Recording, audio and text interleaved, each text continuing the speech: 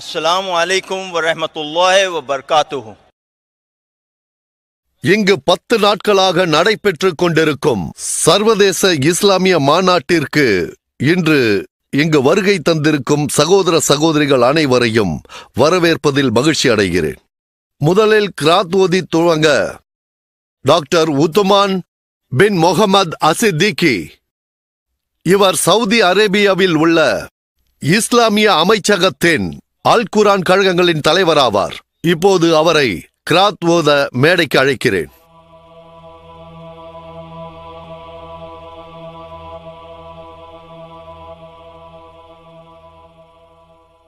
السلام عليكم ورحمة الله وبركاته.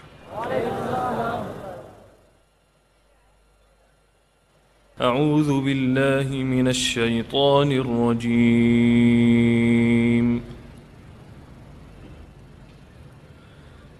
بسم الله الرحمن الرحيم.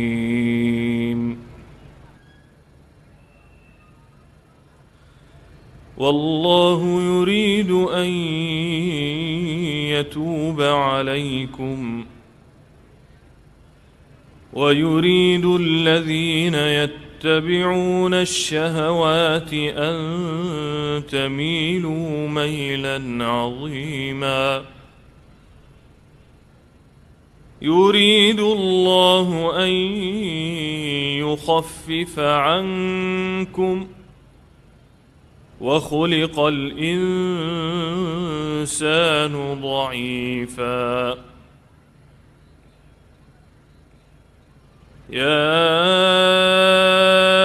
أيها الذين آمنوا لا تأكلوا أموالكم بينكم بالباطل إلا أن تكون تجارة عن تراض منكم ولا تقتلوا أنفسكم إن الله كان بكم رحيما. ومن يفعل ذلك عدوانا وظلما فسوف نصليه نارا وكان ذلك على الله يسيرا.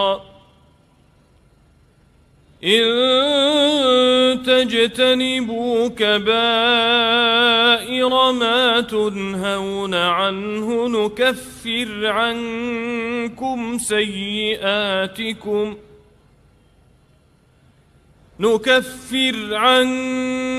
سيئاتكم وندخلكم مدخلا كريما. ولا تتمنوا ما فضل الله به بعضكم على بعض. للرجال نصيب مما اكتسبوا وللنساء نصيب مما اكتسبن واسألوا الله من فضله إن الله كان بكل شيء عليما. ولكل جعلنا موالي مما ترك الوالدان والأقربون والذين عقدت أيمانكم فآتوهم نصيبهم إن الله كان على كل شيء شهيدا. الرجال قوامون على النساء النساء بما فضل الله بعضهم على بعض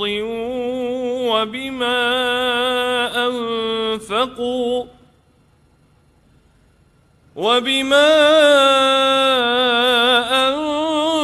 أنفقوا من أموالهم فالصالحات قانتات حافظات للغيب بما حفظ الله واللاتي تخافون نشوزهن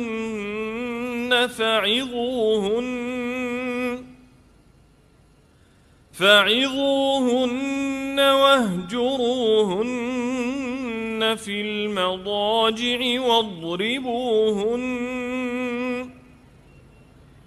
فإن أطعنكم فلا تبغوا عليهن سبيلا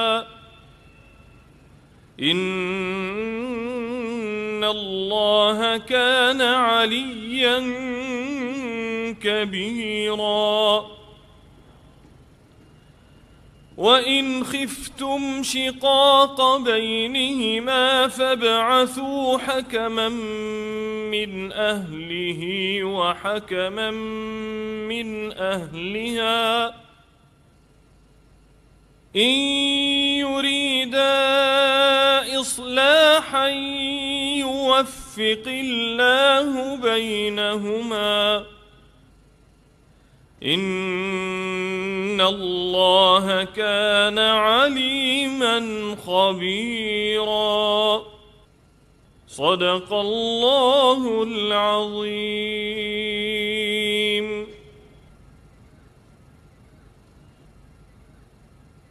இப்பொழுது திருக்குரான் வசனங்களை மொழிமாற்றம் செய்ய சகோதரர் ஆஷிக் குரேஷி அவர்களை அழைக்கிறேன். அல்லாஹ்வோ நீங்கள் பாவத்திலிருந்து மீளுவதையே விரும்புகிறான். எனினும் முற்றிலும் சரீர இச்சைகளை பின்பற்றி நடப்பவர்களோ நேரான வழியிலிருந்து நீங்கள் முற்றிலும் சாய்ந்து பாவத்தில் ஆழ்ந்து விடுவதையே விரும்புகின்றனர். அன்றி அல்லாஹ் தன் கட்டளைகளை உங்களுக்கு இலகுவாக்கவே விரும்புகின்றான். மனிதன் பலவீனமானவனாகவே படைக்கப்பட்டுள்ளான். நம்பிக்கையாளர்களே, உங்களுக்குள் சம்மதத்தின் பேரில் நடைபெறும் வர்த்தக மூலமே அன்றி உங்களில் ஒருவர் மற்றவரின் பொருட்களை தவறான முறையில் விழுங்கிவிட வேண்டாம். அன்றி இதற்காக உங்களில் ஒருவருக்கொருவர் சச்சரவிட்டு வெட்டிக் கொள்ள வேண்டாம். நிச்சயமாக அல்லாஹ் உங்கள் மீது மிக்க அன்புடையவனாக இருக்கின்றான். எவரேனும் அல்லாஹ்வின் வரம்பை மீறி அநியாயமாக இவ்வாறு செய்தால் நாம் அவரை மறுமையில் நரகத்தில் சேர்த்து விடுவோம். இவ்வாறு செய்வது அல்லாஹ்வுக்கு மிகச் சுலபமானதே. உங்களுக்கு விலக்கப்பட்ட பெரும் பாவமான காரியங்களிலிருந்து நீங்கள் விலகிக் கொண்டால் உங்களுடைய மற்ற சிறிய பாவங்களுக்கு அதனை நாம் பரிகாரமாக்கி உங்களை மிக்க கண்ணியமான இடங்களிலும் நுழைவிப்போம். உங்களில் சிலரை சிலர் மீது அல்லாஹ் மேன்மையாக்கி அருள் புரிந்திருப்பதைப் பற்றி பேராசை கொள்ளாதீர்கள். ஆண்கள் சம்பாதித்தவை ஆண்களுக்குரியனவே, அவ்வாறே பெண்கள் சம்பாதித்தவையும் பெண்களுக்குரியனவே. ஆகவே ஆண் பெண் ஒவ்வொருவரும் உழைப்பின் மூலம் அல்லாஹ்வுடைய அருளை கோருங்கள். நிச்சயமாக அல்லாஹ் அனைத்தையும் நன்கறிந்தவனாக இருக்கிறான். தாய் தந்தை உறவினர்கள் அல்லது நீங்கள் உடன்படிக்கை செய்து கொண்டவர்கள் விட்டுச் செல்லும் ஒவ்வொரு பொருளுக்கும் விகிதப்படி அவர்களுடைய சொத்தை அடையக்கூடிய வாரிசுகளை நாம் குறிப்பிட்டே இருக்கின்றோம். ஆகவே அவர்களுடைய பாகத்தை அவர்களுக்கு கொடுத்து விடவும். நிச்சயமாக அல்லாஹ் அனைத்தையும் நன்கறிந்து கொள்ளக்கூடியவனாகவே இருக்கின்றான். ஆண்பாலரை அல்லாஹ் மேன்மையாக்கி வைத்திருப்பதுடன் தங்கள் பொருட்களை செலவு செய்வதனாலும் ஆண்கள்தான் பெண்களை நிர்வகிக்க கூடியவர்களாக இருக்கின்றனர். ஆகவே நல்லொழுக்கமுள்ள பெண்கள் பணிந்தே நடப்பார்கள். தங்கள் கணவன் மறைவாக உள்ள சமயத்தில் அல்லாஹ்வின் பாதுகாப்பை கொண்டு பேணி காத்துக் கொள்வார்கள். எவளும் கணவனுக்கு மாறு செய்வாள் என்று நீங்கள் அஞ்சினால் அவளுக்கு நல்லுபதேசம் செய்யுங்கள். படுக்கையிலிருந்து அவளை அப்புறப்படுத்தி வையுங்கள். அதிலும் அவள் சீர்திருந்தாவிடில் அவளை லேசாக அடியுங்கள். அதனால் அவள் உங்களுக்கு கட்டுப்பட்டு விட்டால் அவள் மீது யாதொரு வழியையும் தேடாதீர்கள். நிச்சயமாக அல்லாஹ் மிக மேன்மையானவனும் மிக பெரியவனுமாக இருக்கின்றான். ஜசாக் அல்லாஹ் ஹயர். டாக்டர் உதுமான் அசித்திகி அவர்களுக்கும் குரேஷி அவர்களுக்கும் நன்றி. இஸ்லாமிக் ரிசர்ச் ஃபவுண்டேஷன் சார்பாக இன்று மாலை இங்கு நடந்து கொண்டிருக்கும் இந்த நிகழ்ச்சிக்கு நெறிப்படுத்துபவராக என்னை நியமித்ததற்கு நன்றி தெரிவித்துக் கொள்கிறேன். 10 நாட்கள் நடக்கவிருக்கும் இஸ்லாமிய சர்வதேச மாநாட்டின் 2வது நாள் இது. இன்று மாலை நம்மிடையே பேசப்போகும் பேச்சாளர் மதங்களை ஒப்புநோக்கும் தலைப்பிலும் இஸ்லாத்தை குறித்தும் திறமையாக பேசக்கூடிய ஒரு பிரபலமான பேச்சாளர்.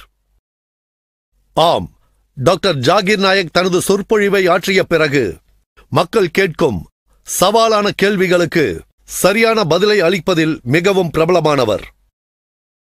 கடந்த 13 ஆண்டுகளாக டாக்டர் ஜாகிர் நாயக் 1300 பொதுக்கூட்டங்களுக்கும் மேலாக சொற்பொழிவாற்றியிருக்கிறார். இந்தியாவிலும் அநேக கூட்டங்களில் பேசியிருக்கிறார்.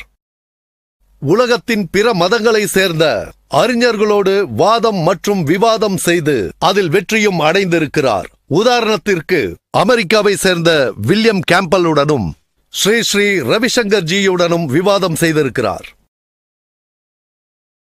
இந்தியாவின் முன்னணி பத்திரிகையான இந்தியன் எக்ஸ்பிரஸ் பத்திரிகை 2009ஆம் ஆண்டு இந்தியாவில் சக்தி வாய்ந்த 100 மனிதர்களில் டாக்டர் ஜாகிர் நாயக்கின் பெயரையும் குறிப்பிட்டது. விசேஷமான ஒரு பட்டியலில், இந்தியாவில் 10 சிறந்த ஆன்மீக தலைவர்கள் என்ற பட்டியலில் டாக்டர் ஜாகிர் நாயக்கின் பெயர் 3வதாக இடம்பெற்றது. அதில் இருந்த ஒரே முஸ்லிம் அவர் மட்டும்தான். டாக்டர் ஜாகிர் நாயக் அவர்கள் உலகம் முழுக்க இருக்கும் பல தொலைக்காட்சிகளில் அடிக்கடி தோன்றுகின்ற பிரபலமான ஒரு நபர். பீஸ் டிவி உலகில் அதிக இஸ்லாமியர்களால் பார்க்கப்படும் இந்த தொலைக்காட்சி பல கோடி மக்கள் விரும்பி பார்க்கும் தொலைக்காட்சி. அதை நிறுவியவர் இவர்தான். சகோதர சகோதரிகளே, இஸ்லாத்தில் பெண்களின் உரிமைகள் பாதுகாக்கப்படுகிறதா அல்லது ஒடுக்கப்படுகிறதா என்ற தலைப்பில் நம்மிடையே இன்று பேச வருகிறார் டாக்டர் ஜாகிர் நாயக்.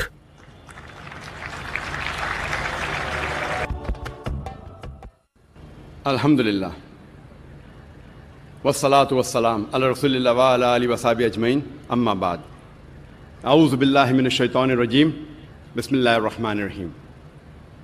இன்னல் முஸ்லிமீன வல் முஸ்லிமாத்தி வல் முஃமினீன வல் முஃமினாத்தி வல் கானிதீன வல் கானிதாத்தி வஸ் ஸாதிகீன வஸ் ஸாதிகாத்தி والصابرين والصابرات والخاشعين والخاشعات والمتصدقين والمتصدقات والصائمين والصائمات والحافظين فروجهم والحافظات والذاكرين الله كثيرا والذاكرات أعد الله لهم مغفرة أجر عظيما.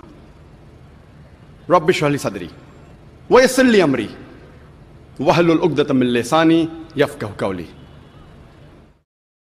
மரியாதைக்குரிய விருந்தினர்களே, மதிப்பிற்குரிய பெரியோர்களே மற்றும் எனது அன்பான சகோதர சகோதரிகளே, உங்கள் அனைவரையும் இஸ்லாமிய முகமன் கூறி வரவேற்கிறேன். அஸ்ஸலாமு அலைக்கும் வரஹ்மத்துல்லாஹி வபரகாத்துஹு.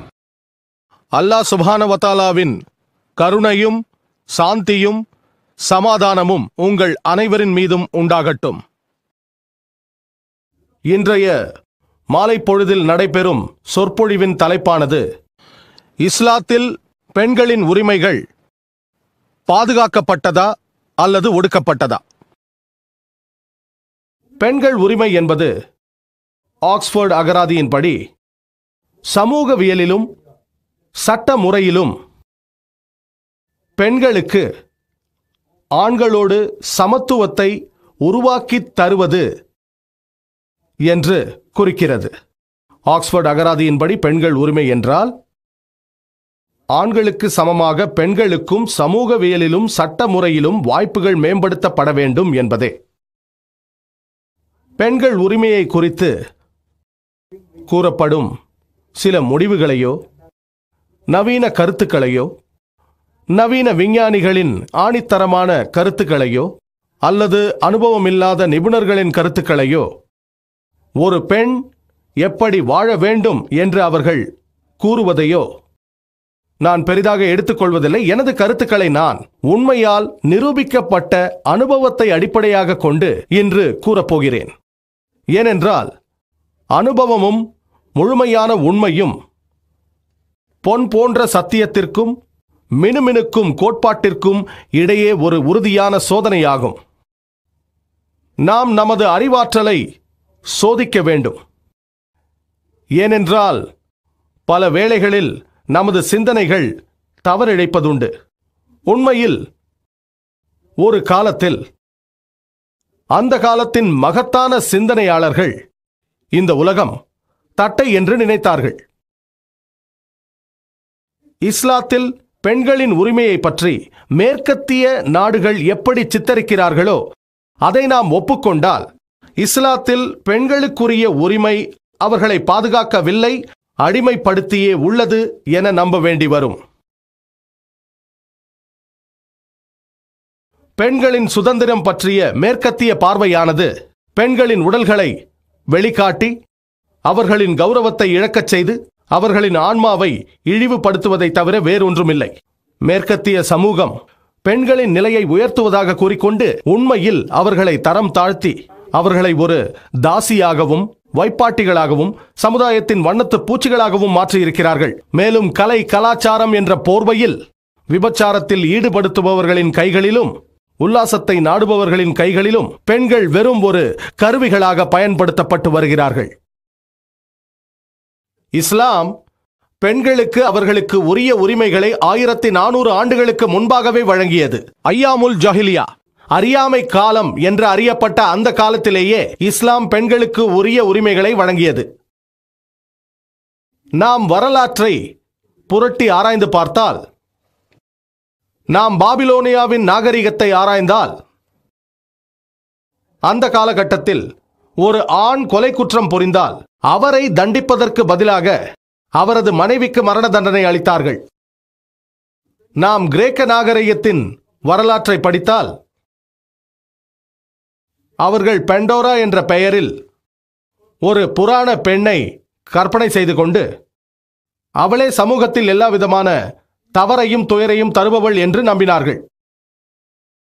மேலும் கிரேக்க நாகரிகத்தில் பெண்கள் மஞ்சத்திற்கும் மகிழ்ச்சிக்கும் பயன்படுத்தப்பட்டார்கள். நாம் ரோம நாகரிகத்தை படித்தோமேயானால், ரோம நாகரிகம் அதன் உச்சத்தை அடைந்தபோது ஒரு ஆண் தன் மனைவியை கொல்லவும் அனுமதிக்கப்பட்டான். பெண்கள் மஞ்சத்திற்கும் மகிழ்ச்சிக்கும் பயன்படுத்தப்பட்டார்கள். நிர்வாணமும் வேசித்தனமும் மலிந்து கிடந்தது. எகிப்திய நாகரிகத்தை நாம் படித்தோமேயானால், அவர்கள் பெண்களை சாத்தானின் அடையாளமாகவே எண்ணினார்கள். திருக்குரான் இறங்குவதற்கு முன்பு அரேபிய நாகரிகத்தை ஆராய்ந்தால், அநேகமாக ஒரு பெண் குழந்தை பிறந்தால் அது உயிரோடு புதைக்கப்பட்டது. திருக்குரான் இறங்கிய பிறகு அல்ஹம்துலில்லாஹ், எல்லா புகழும் இறைவனுக்கே. எல்லாம் வல்ல இறைவனின் இறுதி இறை தூதர் அவருக்கு சாந்தி உண்டாகட்டும், முகமது நபி அவர்களின் போதனைகளுக்கு பிறகே பெண்களுக்கு உரிய உரிமைகள் கிடைத்தது. அது பெண்களின் அந்தஸ்தை உயர்த்தியது. கற்பனை செய்து பாருங்கள், அறியாமை காலத்தில் அதை அரபியில் ஐயாமுல் ஜாஹிலியா என்பார்கள். அந்த காலகட்டத்தில் அரபியர்கள் தான் அதிக அறியாமையில் வாழ்ந்தவர்கள். ஆனால் திருக்குரான் இறங்கிய பிறகு பெண்களுக்கு உரிய உரிமைகள் கிடைத்தது. இஸ்லாத்தில் பெண்களுக்கான உரிமைகளை குறித்து நாம் பேசுவதற்கு முன்பு சில கருத்துக்களை நான் முன்வைக்க விரும்புகிறேன். இன்று முஸ்லிம்கள் உலக மக்கள் தொகையில் சுமார் 20 to 25% இருக்கிறார்கள். 5 ஒரு பகுதி முதல் 4 ஒரு பகுதி வரை உலக மக்கள் தொகையில் முஸ்லிம்கள் உள்ளார்கள். சில முஸ்லிம் சமூகத்தவர்கள் இஸ்லாத்திற்கு நெருக்கமாக உள்ளார்கள், மற்றவர்கள் இஸ்லாத்திற்கு வெகு தூரத்தில் உள்ளார்கள். இஸ்லாத்தில் பெண்கள் உரிமையை பற்றி எவர் ஒருவர் தீர்ப்பு சொல்ல வேண்டுமானாலும் இந்த முஸ்லிம்கள் எப்படி நடந்து கொள்கிறார்கள், முஸ்லிம் சமூகம் எப்படி நடந்து கொள்கிறது என்பதை பார்க்கக்கூடாது. இஸ்லாத்தில் பெண்கள் உரிமையை இஸ்லாத்தின் அதிகாரப்பூர்வமான வழிகளை அடிப்படையாக கொண்டு தெரிந்து கொள்ள வேண்டும். இஸ்லாத்தின் அதிகாரப்பூர்வமான வழிகள் என்னவென்றால், இறைவனின் கடைசியும் மற்றும் இறுதி வெளிப்பாடான திருக்குரான், மேலும் இறுதி இறை தூதர் முகமது நபி அவர்கள், அவருக்கு சாந்தி உண்டாகட்டும், அவர்களது ஹதீதுகள் ஆகும். ஆகவே இஸ்லாத்தில் பெண்களின் உரிமையை குறித்து நாம் தெரிந்து கொள்ள வேண்டும் என்றால் திருக்குரானையும் ஹதீதுகளையும் அடிப்படையாக வைத்தே நாம் தெரிந்து கொள்ள வேண்டும். குரானின் வசனங்கள் தன்னுள் எந்தவித முரண்பாட்டையும் கொண்டிராது. அதை போலத்தான் ஹதீதுகளும். திருக்குரானும் ஹதீதுகளும் ஒத்துப்போகுமே தவிர தன்னுள் முரண்படாது. இருப்பினும் நாம் பார்க்கிறோம், சில முஸ்லிம் அறிஞர்கள் பெண்களின் பல விஷயங்களில் மாறுபட்ட கருத்தை கொண்டிருக்கிறார்கள். அதற்கு காரணம் அவர்கள் குர்ஆனின் குறிப்பிட்ட ஒரு வசனத்தை கையாண்டு விட்டு மற்ற எல்லா வசனங்களையும் விட்டுவிடுகிறார்கள். நாம் குர்ஆனை முழுமையாக படிக்க வேண்டும்.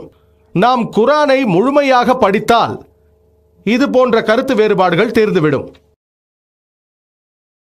இதுதான் ஒவ்வொரு உண்மையான முஸ்லிமின் கடமையாகும். அது ஆணோ பெண்ணோ, அவர்கள் தூய்மை மிக்க அல்லாவின் மகிழ்ச்சியை விரும்புபவர்களாக இருக்க வேண்டும்.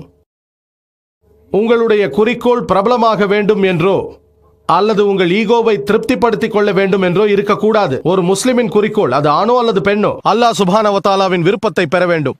இஸ்லாத்தில் ஆண்களும் பெண்களும் சமமானவர்களே. ஆயினும் சமம் என்றால் எல்லா கூறுகளிலும் அல்ல. சமம் என்பது பார்க்கூறுகளுக்கு உட்பட்டது. அது ஆண் பெண் என்ற மனித உடற்கூறுகளுக்கு தக்கவாறு அமைவது. அதன் வேறுபாடுகள் என்பது ஆண்கள் பெண்கள் என்ற மனித இயற்கை கூறுகளை சார்ந்திருப்பது, உடற்கூறுகளை சார்ந்திருப்பது, மனோ தத்துவங்களை சார்ந்திருப்பது, உடல் அமைப்புகளை சார்ந்திருப்பது. எல்லாம் வல்ல இறைவன் அல்லாஹ் சுப்ஹானஹு வ தஆலா ஆண்களுக்கும் பெண்களுக்கும் வித்தியாசமான பங்களிப்பை தந்துள்ளான். பல வேளைகளில் அவை ஒரே மாதிரியாக இருக்கும். சில வேளைகளில் அவை இயற்கை கூறுகளை ஒட்டியும் உடற்கூறுகளை ஒட்டியும் மனோ தத்துவ நிலையை ஒட்டியும் உடல் அமைப்புகளை ஒட்டியும் வேறுபடலாம். நம்மை படைத்த இறைவனே நமக்கு எது நல்லது என்பதை அறிவான். இஸ்லாத்தில் பெண்களின் உரிமைகள் என்ற எனது சொற்பொழிவை 6 விரிந்த பகுதியாக வகைப்படுத்தியுள்ளேன். இஸ்லாத்தில் பெண்களுக்கான ஆன்மீக உரிமை, இஸ்லாத்தில் பெண்களுக்கான பொருளாதார உரிமை, இஸ்லாத்தில் பெண்களுக்கான சமூக உரிமை, இஸ்லாத்தில் பெண்களுக்கான கல்வி உரிமை, இஸ்லாத்தில் பெண்களுக்கான சட்ட உரிமை மற்றும் இஸ்லாத்தில் பெண்களுக்கான அரசியல் உரிமை. இவ்வாறு 6 விரிந்த பகுதிகளாக எனது சொற்பொழிவை நான் வகைப்படுத்தியுள்ளேன். முதலில் நாம் இஸ்லாத்தில் பெண்களுக்கான ஆன்மீக உரிமையை பற்றி விவாதிப்போம். குறிப்பாக மேற்கத்தியரிடையே பொதுவான ஒரு தவறான கருத்து நிலவுகிறது. அதாவது இஸ்லாத்தில் ஸ்வர்க்கம் என்பது ஆண்களுக்கு மட்டுமே என்ற கருத்து, ஆண் இனத்தினருக்கு மட்டுமே. திருக்குர்ஆனின் ஒரே ஒரு வசனத்தை மேற்கோளாக காட்டி இந்த தவறான கருத்தை நம்மால் நீக்கிவிட முடியும். சூரா அன்-நிசா அத்தியாயம் 4 வசனம் 124. அல்லாஹ் சுப்ஹானஹு வ தஆலா கூறுகிறான், وَمَن يَعْمَلْ مِنَ الصَّالِحَاتِ مِنْ ذَكَرٍ أَوْ أُنثَىٰ وَهُوَ مُؤْمِنٌ فَأُولَٰئِكَ يَدْخُلُونَ الْجَنَّةَ وَلَا يُظْلَمُونَ نَقِيرًا. ஆகவே ஆணாயினும் சரி பெண்ணாயினும் சரி, யார் ஈமான் கொண்டவர்களாக நற்கர்மங்கள் செய்கிறார்களோ அவர்கள் சுவனபதியில் நுழைவார்கள், அதாவது ஸ்வர்க்கத்திற்குள் நுழைவார்கள். இன்னும் அவர்கள் சிறிதளவும் அநியாயம் செய்யப்பட மாட்டார்கள். இதே செய்தி மீண்டும் வருகிறது. சூரா அன்-நஹ்ல் அத்தியாயம் 16 வசனம் 97. அல்லாஹ் கூறுகிறான், ஆணாயினும் பெண்ணாயினும் முஃமினாக இருந்து யார் நற்கர்மங்கள் செய்கிறார்களோ அவர்களுக்கு நாம் நிச்சயமாக மனம் மிக்க தூய வாழ்க்கையை வாழச் செய்வோம். மேற்கண்ட இந்த வசனங்கள் வெளிப்படையாகவும் தெளிவாகவும் கூறுகிறது, அவர்களுடைய நன்னம்பிக்கை மற்றும் நன்னடத்தைகளை பொறுத்து அவர்கள் ஸ்வர்க்கத்தை அடைவார்கள். ஈமான் மற்றும் அமலே சாலிஹாத். மேலும் அல்லாஹ் கூறுகிறான் சூரா அன்-நிசா அத்தியாயம் 4 வசனம் 1. يا أيها الناس اتقوا ربكم الذي خلقكم من نفس واحدة وخلق منها زوجها. மனிதர்களே, உங்கள் இறைவனுக்கு பயந்து நடந்து கொள்ளுங்கள். அவன் உங்கள் யாவரையும் ஒரே ஆத்மாவிலிருந்து படைத்தான். அதாவது ஆண்களுக்குரிய அதே ஆன்மாவை கொண்டே அவனது துணையான பெண்ணையும் படைத்தான். அதாவது ஒரு ஆணின் துணையான பெண், அந்த பெண்ணை அந்த ஆணின் ஆன்மீக ஆன்மாவை கொண்டே படைத்திருக்கிறான் என்கிறது. மேலும் கூறப்பட்டுள்ளது சூரா ஷூராவில் அத்தியாயம் 42 வசனம் 11. فاطر السماوات والأرض جعل لكم من أنفسكم أزواجا. வானங்களையும் பூமியையும் படைத்தவன் அவனே, உங்களுக்காக உங்களில் இருந்தே ஜோடிகளையும் படைத்தவன். அதாவது ஆண்கள் மற்றும் பெண்களின் ஆன்மீக தன்மை ஒரே மாதிரியானதே. மேலும் திருக்குர்ஆனில் அல்லாஹ் கூறுகிறான் சூரா சஜ்தாவில் அத்தியாயம் 32 வசனம் 9. ثم صواه ونفخ فيه من روحه. பின்னர் அதனை சரியாக உருவாக்கி தன்னுடைய ஆன்மாவிலிருந்து அதில் ஊதினான் என்கிறது. இதே செய்தி சூரா ஹிஜ்ரில் வருகிறது. அத்தியாயம் 15 வசனம் 29. அல்லாஹ் சுப்ஹான வ தஆலா மனிதர்களை எல்லாம் செம்மையாக உருவாக்கி அவனுள் ஆன்மாவை ஊதி அவனுக்கு சிரம் பணியும்படி பணித்தான். நாம் மனித படைப்பிற்கு ஆன்மாவை ஊதினோம் என்று இறைவன் சொல்லுவதின் பொருள் என்னவெனில், மனித உருவில் கடவுள் பிறக்கிறார் என்று நம்பப்படும் அவதாரத்தையோ அல்லது அத்தகைய தன்மையோ அல்ல. இதன் பொருள் இறைவன் தன்னுடைய அறிவின் ஒரு பகுதியை மனித இனத்திற்கு அளிக்கிறான் என்றே பொருள். அல்லாஹ் சுப்ஹானஹு வ தஆலா தனது படைப்பாற்றலின் ஒரு பகுதியை எல்லா மனிதர்களுக்கும் வழங்கியுள்ளான், ஆண்களுக்கும் சரி பெண்களுக்கும் சரி. அல்லாஹ் சொல்கிறான் திருக்குரானில், சூரா இஸ்ராவில் அத்தியாயம் 17 வசனம் 70. وَلَقَدْ كَرَّمْنَا بَنِي آدَمَ. நிச்சயமாக நாம் ஆதமுடைய சந்ததியை கண்ணியமாக்கி உள்ளோம். அல்லாஹ் கூறுகிறான் திருக்குரானில், ஆதமுடைய எல்லா மக்களையும் அவர்கள் ஆண்களோ பெண்களோ பாகுபாடின்றி கண்ணியப்படுத்துகிறான். அல்லாஹ் சொல்கிறான் திருக்குரானில், சூரா இஸ்ராவில் அத்தியாயம் 17 வசனம் 70. وَلَقَدْ كَرَّمْنَا بَنِي آدَمَ. நிச்சயமாக நாம் ஆதமுடைய சந்ததியை கண்ணியமாக்கி உள்ளோம். அல்லாஹ் கூறுகிறான் திருக்குரானில், ஆதமுடைய எல்லா மக்களையும் அவர்கள் ஆண்களோ பெண்களோ பாகுபாடின்றி கண்ணியப்படுத்துகிறான். அவர்கள் கருப்பர்களோ வெள்ளையர்களோ மஞ்சளோ வேறு நிறமோ ஏழையோ பணக்காரரோ, எல்லாம் வல்ல இறைவன் ஆதமுடைய எல்லா மக்களையும் கண்ணியப்படுத்தி உள்ளான். அவர்கள் அமெரிக்காவில் வாழ்ந்தாலும், யூகேவில் வாழ்ந்தாலும், கனடாவில் வாழ்ந்தாலும், இந்தியாவில் வாழ்ந்தாலும், சவுதி அரேபியாவில் வாழ்ந்தாலும், எல்லாம் வல்ல இறைவன் ஆதமுடைய எல்லா மக்களையும் கண்ணியப்படுத்தி உள்ளான். இஸ்லாம் அல்லாத சில மதங்கள் இருக்கின்றன. ஏவாள் மீது மட்டுமே குற்றம் சுமத்துகின்றன. அல்லாவின் கருணை அவர்களுக்கு உண்டாகட்டும். அவர்கள்தான் தடை செய்யப்பட்ட கனியை உண்ணுமாறு ஆதாமை தூண்டினார்கள். ஆகவே மனித சமூகம் அத்தனையும் பாவப்பிண்டமாக பிறக்கின்றன என கூறுகிறார்கள். நீங்கள் பைபிளை படித்தால் ஆதியாகமம் அதிகாரம் 3 ஏவாள் அவர் மீது சாந்தி உண்டாகட்டும் தடுக்கப்பட்ட அந்த கனியை புசிக்குமாறு ஆதாமை அவர்தான் தூண்டினார். ஆகவே மனித இனம் பாவ பரம்பரையாக ஆனது என்று சொல்கிறது. ஏவாள் அவர் மீது இறைவனின் சாந்தி உண்டாகட்டும் அவர்களை மட்டுமே குறை கூறி குரானில் எந்த ஒரு வசனமும் கிடையாது. அந்த குற்றத்தை அவர்கள் இருவர் மீதும் சமமாக சுமத்துகிறது. ஆதம் ஏவாள் இருவர் மீதும், அவர்கள் இருவர் மீதும் சாந்தி உண்டாகட்டும். மேலும் நீங்கள் திருக்குரானை படித்தால் சூரா அஹ்ராஃபில் அத்தியாயம் 7 வசனம் 19 27 வரை ஆதம் ஏவாள் அவர்களுக்கு சாந்தி உண்டாகட்டும் அவர்களது பெயர் 12 முறை இடம்பெறுகிறது. அதில் கூறப்பட்டுள்ளது, அவர்கள் இருவருமே குற்றம் செய்தவர்கள், அவர்கள் இருவருமே வருந்தினார்கள், அவர்கள் மன்னிக்கப்பட்டார்கள். இருவர் மீதும் சமமாக குற்றம் சுமத்தப்படுகிறது. குரானில் எங்கேனும் ஒரு வசனம் கூட ஏவாள் மீது மட்டுமே தனித்து குற்றம் சுமத்தப்படவில்லை. ஆனால் குரானில் ஒரு வசனம் உள்ளது. சூரா தாஹாவில் அத்தியாயம் 20 வசனம் 121 ஆதம் அவருக்கு சாந்தி உண்டாகட்டும் இறைவனுக்கு அடிபணியவில்லை என்கிறது. ஆனால் ஏவாள் அவருக்கு சாந்தி உண்டாகட்டும் அவர் மட்டுமே தவறு செய்தார் என்று ஒரு வசனம் கூட இல்லை. நான் ஏற்கனவே கூறியதைப் போல ஒரு வசனத்தை மட்டுமே நாம் பார்க்கக்கூடாது. நாம் குரானை முழுமையாக படித்தால் இருவருமே குற்றம் செய்தார்கள், இருவருமே வருந்தினார்கள், இருவருமே மன்னிக்கப்பட்டார்கள் என்று ஏற்றுக்கொள்வோம்.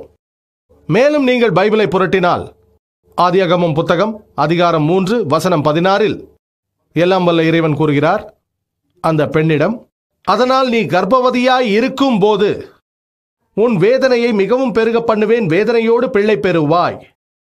உன் ஆசை உன் புருஷனை பற்றி இருக்கும், அவன் உன்னை ஆண்டு கொள்வான்.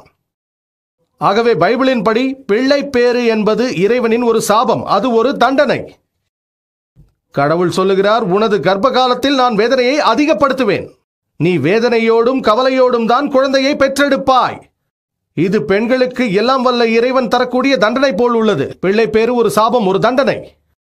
மேலும் கூறுகிறது, உன் ஆசை உன் புருஷனை பற்றி இருக்கும், அவன் உன்னை ஆண்டு கொள்வான் என்கிறது. நீங்கள் திருக்குரானை படித்து பார்த்தால் அது பைபிளுக்கு நேர்மாறாக இருக்கும். குரான் நேர்மாறாக கூறுகிறது. குரான் குழந்தை பேற்றின் மூலம் பெண்களை உயர்த்துகிறது. குரான் கூறுகிறது சூரா அன்-நிசா அத்தியாயம் 4 வசனம் 1 உங்களை சுமந்த தாய்க்கு மரியாதை செலுத்துங்கள் என்கிறது.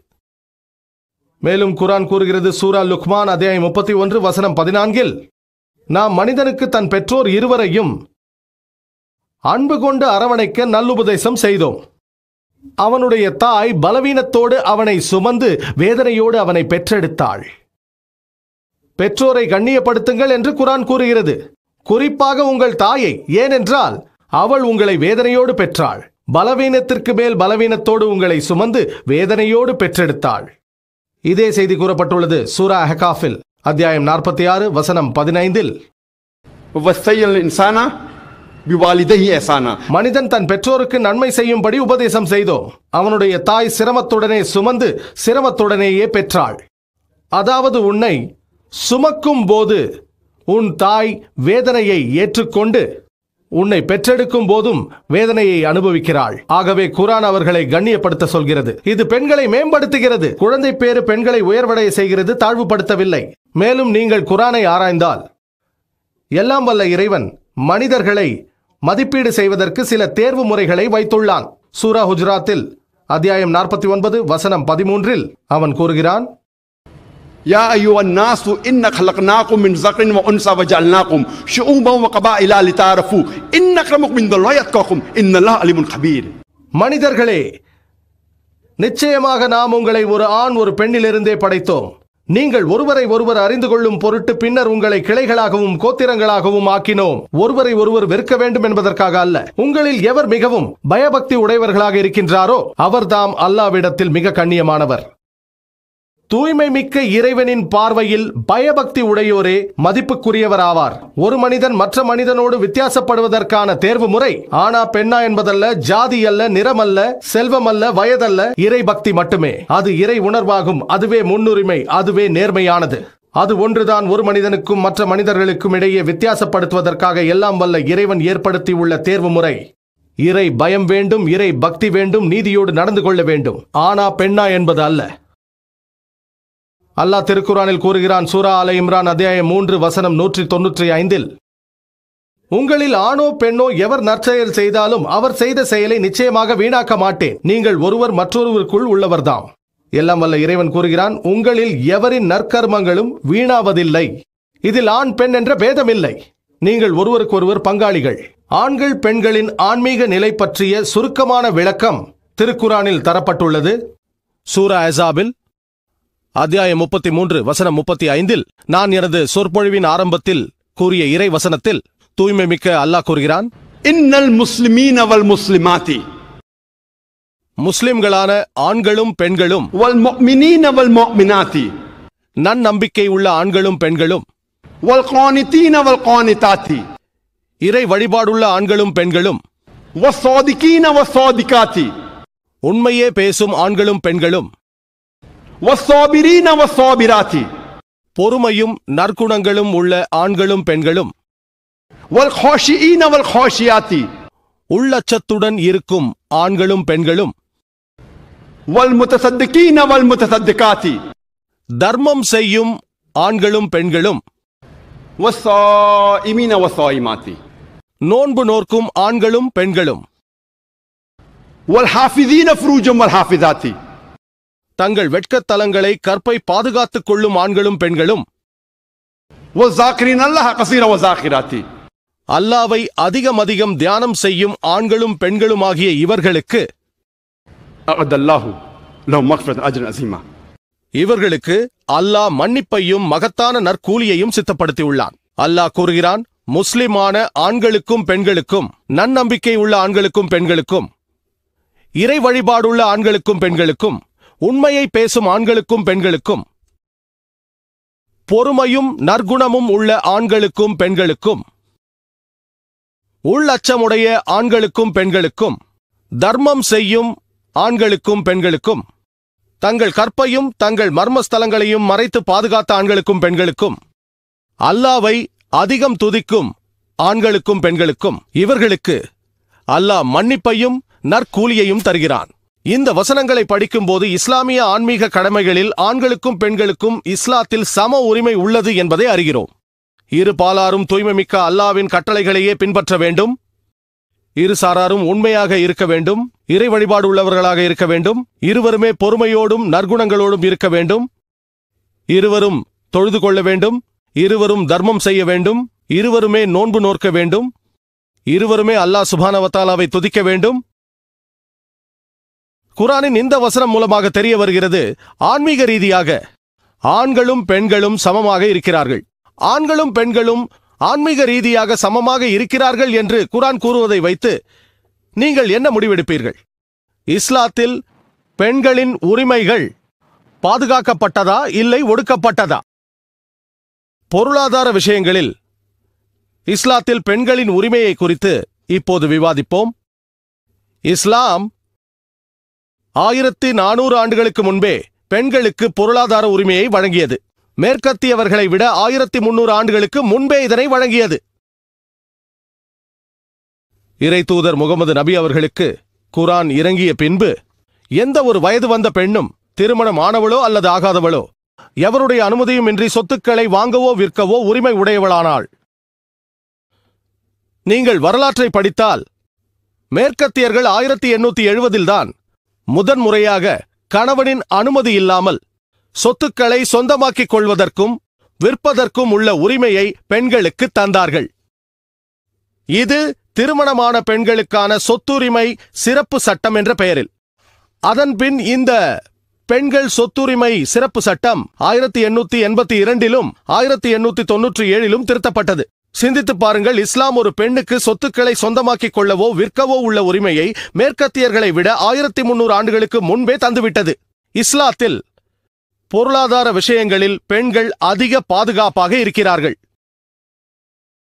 அவள் திருமணம் முடிக்கும் முன்பு அவளது தந்தையும் சகோதரர்களும், திருமணமான பின்பு அவளது கணவனும் அவளது மகனும் அவளுடைய பொருளாதார தேவைகளை, உணவு, உடை, இருப்பிடம், மற்ற பொருளாதார தேவைகளை நிறைவேற்ற வேண்டும். அவளின் வாழ்வாதாரத்திற்காக அவள் வேலைக்கு செல்ல வேண்டிய அவசியம் இல்லை. பொருளாதார ரீதியாக அவள் பாதுகாப்பாக இருக்கிறாள். இஸ்லாத்தில் குடும்பத்தில் உள்ள ஆணே சம்பாதித்து தர கடமைப்பட்டுள்ளான்.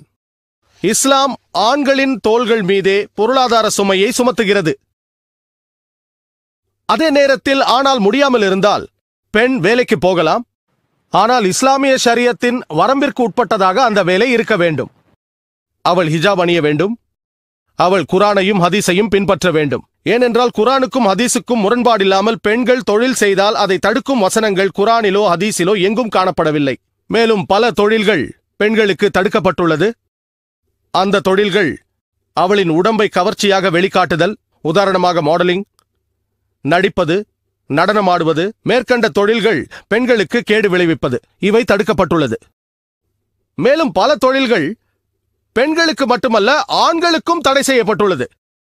உதாரணமாக மதுபான கடைகளில் வேலை செய்வது, சூதாட்ட களங்களில் பணிபுரிவது, கௌரவமற்ற தொழில் செய்வது, ஏமாற்றுதல், லஞ்சம், இவை அனைத்தும் பெண்களுக்கும் ஆண்களுக்கும் தடை செய்யப்பட்டுள்ளது.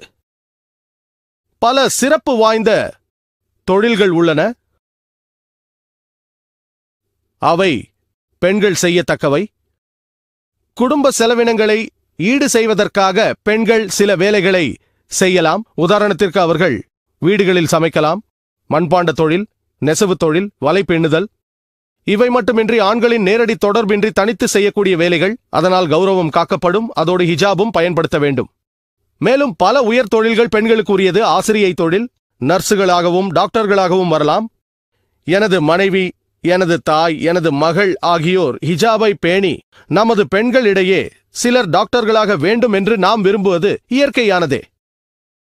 ஆனால் நீங்கள் இஸ்லாத்தை ஆராய்ந்தால் பெண்களின் பொருளாதார நிலை பாதுகாப்பானது. அவள் வாழ்வாதாரத்திற்காக வேலை செய்ய வேண்டாம். குடும்பத்தில் ஆண்கள்தான் பொருளாதார சுமையை ஏற்றுக்கொள்ள வேண்டும். நான் முன்பே கூறியது போல திருமணம் முடிக்கும் முன்பு அவளது தந்தையும் சகோதரரும், திருமணம் முடித்த பின்பு அவளது கணவனும் அவளது மகனும் அவளுடைய உணவு, உடை, இருப்பிடம் ஆகியவற்றிற்கும் மற்றும் பல செலவினங்களுக்கும் பொறுப்பாவார்கள். அவள் வேலை செய்ய தேவையில்லை. ஆனால் அவள் வேலை செய்தால் அது இஸ்லாமிய ஷரியத்திற்கு உட்பட்டதாக இருக்க வேண்டும். அப்படி அவள் உழைத்து சம்பாதித்த பணத்தை அவள் குடும்பத்திற்கு செலவழிக்க வேண்டும் என்ற கட்டாயமில்லை. அந்த வருமானத்தை தனக்காக வைத்துக் கொள்ளலாம். அது அவளது உரிமை. ஆனால் அவள் குடும்ப சுமைகளில் பங்கெடுத்து செலவழிக்க வேண்டுமானால் அவளாக செய்யலாம். ஆனால் யாரும் அவளை நிர்பந்திக்க கூடாது. இஸ்லாத்தில் திருமண சந்தர்ப்பத்திலும் பெண்களே வருவாயை பெறக்கூடியவர்களாக இருக்கிறார்கள். குர்ஆன் கூறுகிறது, சூரா நிசா அத்தியாயம் 4 வசனம் 4, वातुन निसा सतुकातहिन्न नहला. நீங்கள் பெண்களுக்கு அவர்களுடைய திருமண கொடையை மகிழ்வோடு கொடுத்து விடுங்கள். இஸ்லாத்தில் மஹர் மணமகன் மணமகளுக்கு தரும் அன்பளிப்பு. அது இஸ்லாமிய திருமணம் முழுமை பெற கட்டாயமானது. அத்தகைய மஹர் தரப்படவில்லையானால் இஸ்லாத்தில் திருமணம் நடைபெறாது. இந்திய கலாச்சாரத்தில் இது நேர்மாறாக இருக்கிறது. இங்கு பெண்கள்தான் தன்னை மணமுடிக்கப் போகிற கணவனுக்கு வரதட்சணை தர வேண்டும். ஆனால் இஸ்லாத்தில் இதற்கு நேர்மாறாக உள்ளது. கணவன் தான் கைப்பிடிக்கப் போகிற மனைவிக்கு மஹர் என்ற மணக்கொடையை தர வேண்டும். ஆனால் துரதிர்ஷ்டவசமாக இஸ்லாமிய சமூகத்தில் திருமணம் ஒரு கேலிக்கூத்தாக நடைபெறுகிறது. இந்தியாவில் நாம் பார்க்கிறோம், 786 ரூபாய் மஹராக தரப்படுகிறது. 786 ரூபாயை வைத்து ஒரு ஜோடி காலணி கூட வாங்க முடியாது. அல்லது சிலர் பெயரளவுக்கு 2000 ரூபாயோ அல்லது 19 மிஸ்கால். ஏனென்றால் இறை தூதர் 19 மிஸ்காலை மஹராக கொடுத்தார்கள். இறை தூதர் அவர்களை போன்றோ ஹஸ்ரத் அலியை போன்றோ பொருளாதார நிலையில் நீங்கள் இருந்தால் அப்படி கொடுக்கலாம். அவரை அல்லாஹ் பொருந்திக் கொள்வானாக. ஆனால் நீங்கள் 10 மடங்கு 100 மடங்கு இறை தூதர் மற்றும் ஹஸ்ரத் அலி அவருக்கு சாந்தி உண்டாகட்டும் அவர்களை விடவும் அதிகமாக வசதி உள்ளவர்களாக இருக்கிறீர்கள். அதனால் நீங்கள் 19 அல்ல 190 தர வேண்டும். இறை தூதரை பின்பற்றுவதானால் 1900 தர வேண்டும். இங்கு திருமணத்திற்காக ஆடம்பரமாக செலவழிக்கப்படுகிறது. பெயர் அளவிற்கு பள்ளிவாசலில் நிக்கா நடத்துகிறார்கள். ஆனால் வலிமா பெரிய மைதானத்தில் நடத்தப்படுகிறது. லட்சக்கணக்கான பணம் செலவழிக்கப்படுகிறது. கோடிக்கணக்கிலும் செலவழிக்கிறார்கள். ஆனால் மஹர் மட்டும் 786 ரூபாய் மட்டுமே. இஸ்லாத்தை கிண்டல் செய்கிறார்கள். மேலும் துரதிர்ஷ்டவசமாக சில முஸ்லிம்கள் இந்திய கலாச்சாரத்தால் ஈர்க்கப்பட்டு தங்களை அதோடு ஈடுபடுத்திக் கொண்டுள்ளார்கள். இந்திய கலாச்சாரத்தை பற்றி தெரியும். அதில் பெண் தான் தனக்கு வரப்போகும் கணவனுக்கு சீதனமாக பணம் கொடுக்க வேண்டும். அதுவும் தற்போதைய மார்க்கெட் நிலவரப்படி நீங்கள் ஒரு பட்டதாரியை மணமுடிக்க வேண்டுமென்றால் நீங்கள் 5 லட்சம் ரூபாய் கொடுக்க வேண்டியிருக்கும். மில்லியனில் ஒரு பாதி. ஒரு இன்ஜினியரை மணமுடிக்க வேண்டுமென்றால் நீங்கள் 10 லட்சம் தர வேண்டும். 1 மில்லியன் ரூபாய். ஒரு டாக்டரை மணமுடிக்க 50 லட்சம் ரூபாய் தர வேண்டும். 5 மில்லியன் ரூபாய். கால்நடைகளை சந்தையில் விற்பது போல பேரம் பேசப்படுகிறது. ஆனால் இஸ்லாத்தில் மணம் முடிக்கப் போகும் மணப்பெண்ணிடமிருந்து சீதனம் வாங்குவது ஹராமாகும். அது கடுமையாக தடுக்கப்பட்டுள்ளது. நேரடியாகவோ மறைமுகமாகவோ வாங்குவது இரண்டுமே தடுக்கப்பட்டுள்ளது. நீங்கள் மணம் முடிக்கப் போகும் பெண்ணின் பெற்றோரிடம் போய் எனது மகன் பென்ஸ் காரில் பயணம் செய்ய ஆசைப்படுகிறான் என்று சொல்ல முடியாது. மறைமுகமாக வரதட்சணையாய் மெர்சிடிஸ் கார் வேண்டும் என்று அர்த்தம். எனது மகன் 3 படுக்கையறை கொண்ட அபார்ட்மெண்டில் தான் வாழ விரும்புகிறான் என்று சொன்னால் மறைமுகமாக அந்த அபார்ட்மெண்ட் வேண்டும் என்று கேட்கிறீர்கள்.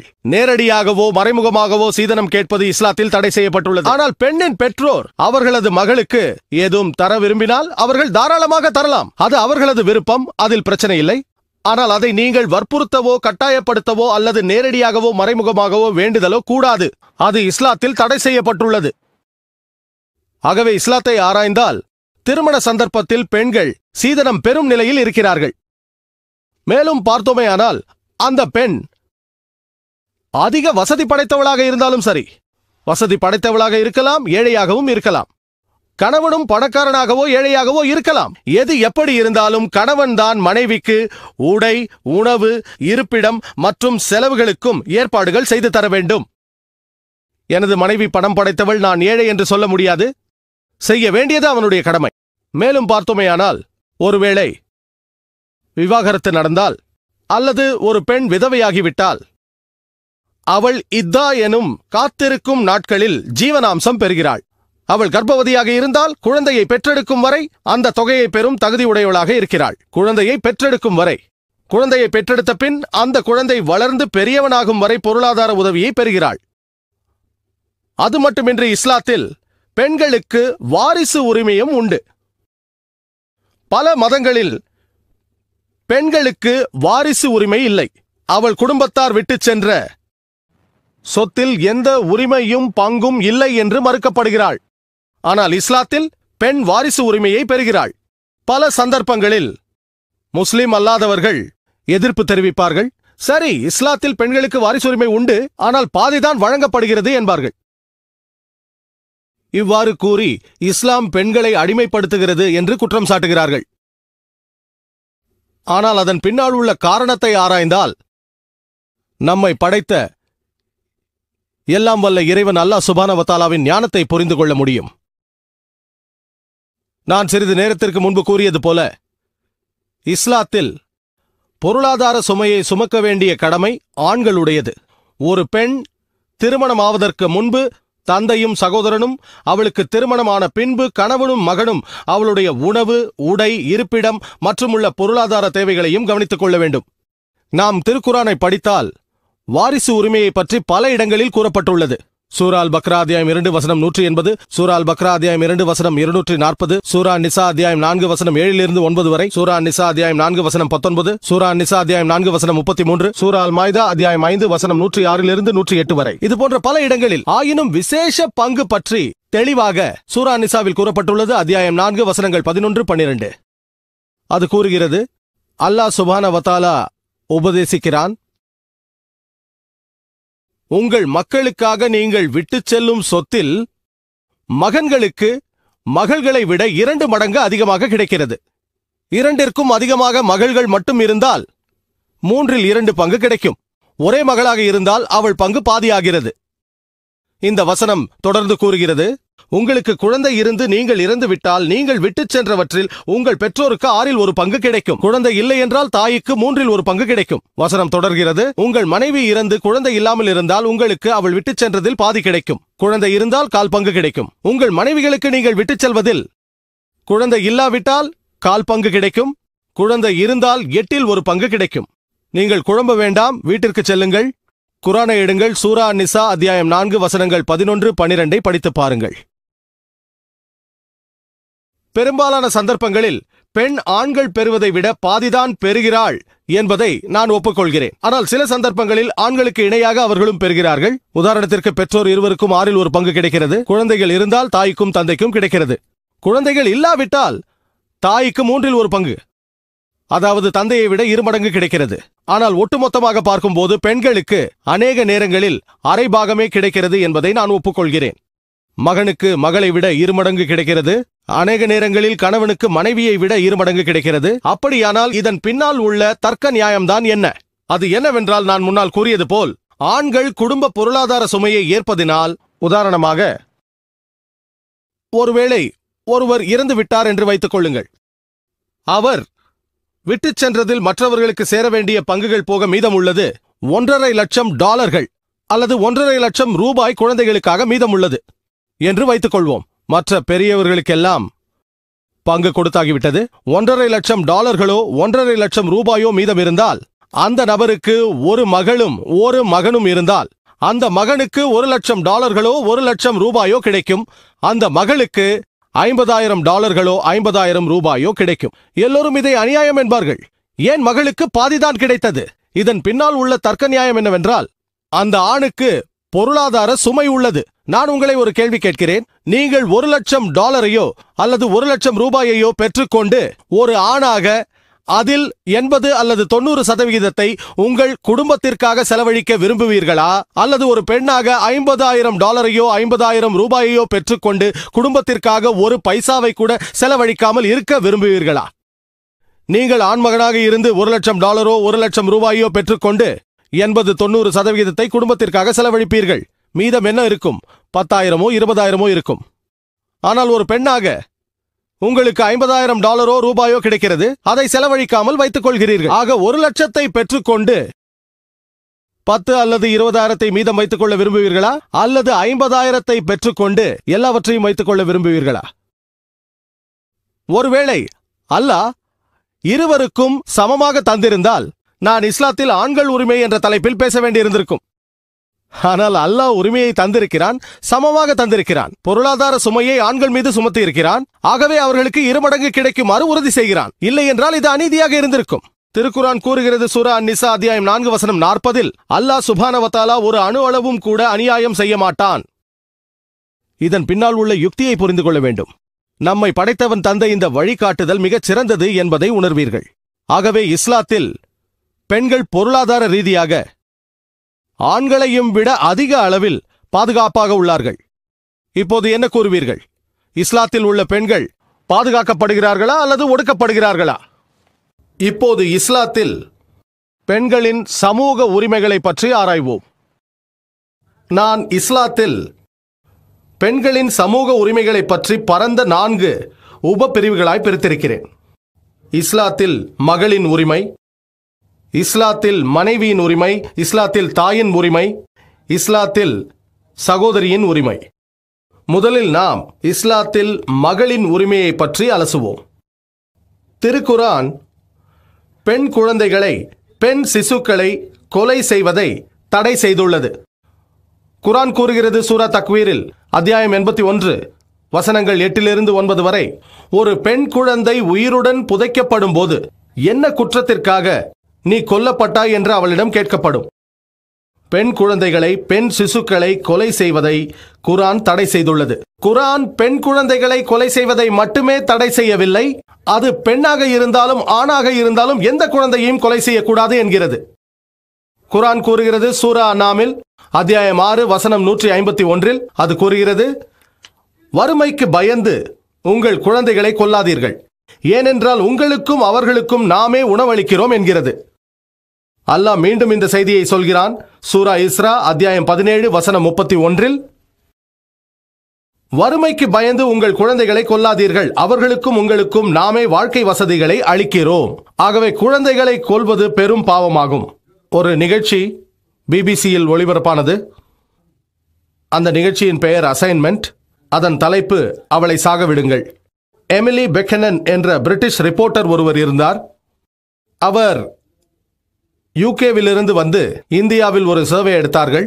அதில் அவர்கள் கருவில் இருப்பது பெண் குழந்தை என்று தெரிந்தவுடனே ஒரு நாளைக்கு இந்தியாவில் 3000 பெண் சிசுக்கள் கருச்சிதைவு செய்யப்படுகின்றன என்று அவர்கள் இந்த சர்வேயில் கண்டுபிடித்திருக்கிறார்கள். 3000ஐ 365 நாட்கள், ஒரு வருடத்தின் நாட்களை வைத்து பெருக்கினால் இந்தியாவில் மட்டும் ஒரு வருடத்திற்கு பெண் சிசு என்று அறியப்பட்டவுடன் 10 லட்சத்திற்கும் மேற்பட்ட கருச்சிதைவுகள் நடைபெறுகின்றன என்று அறிவீர்கள்.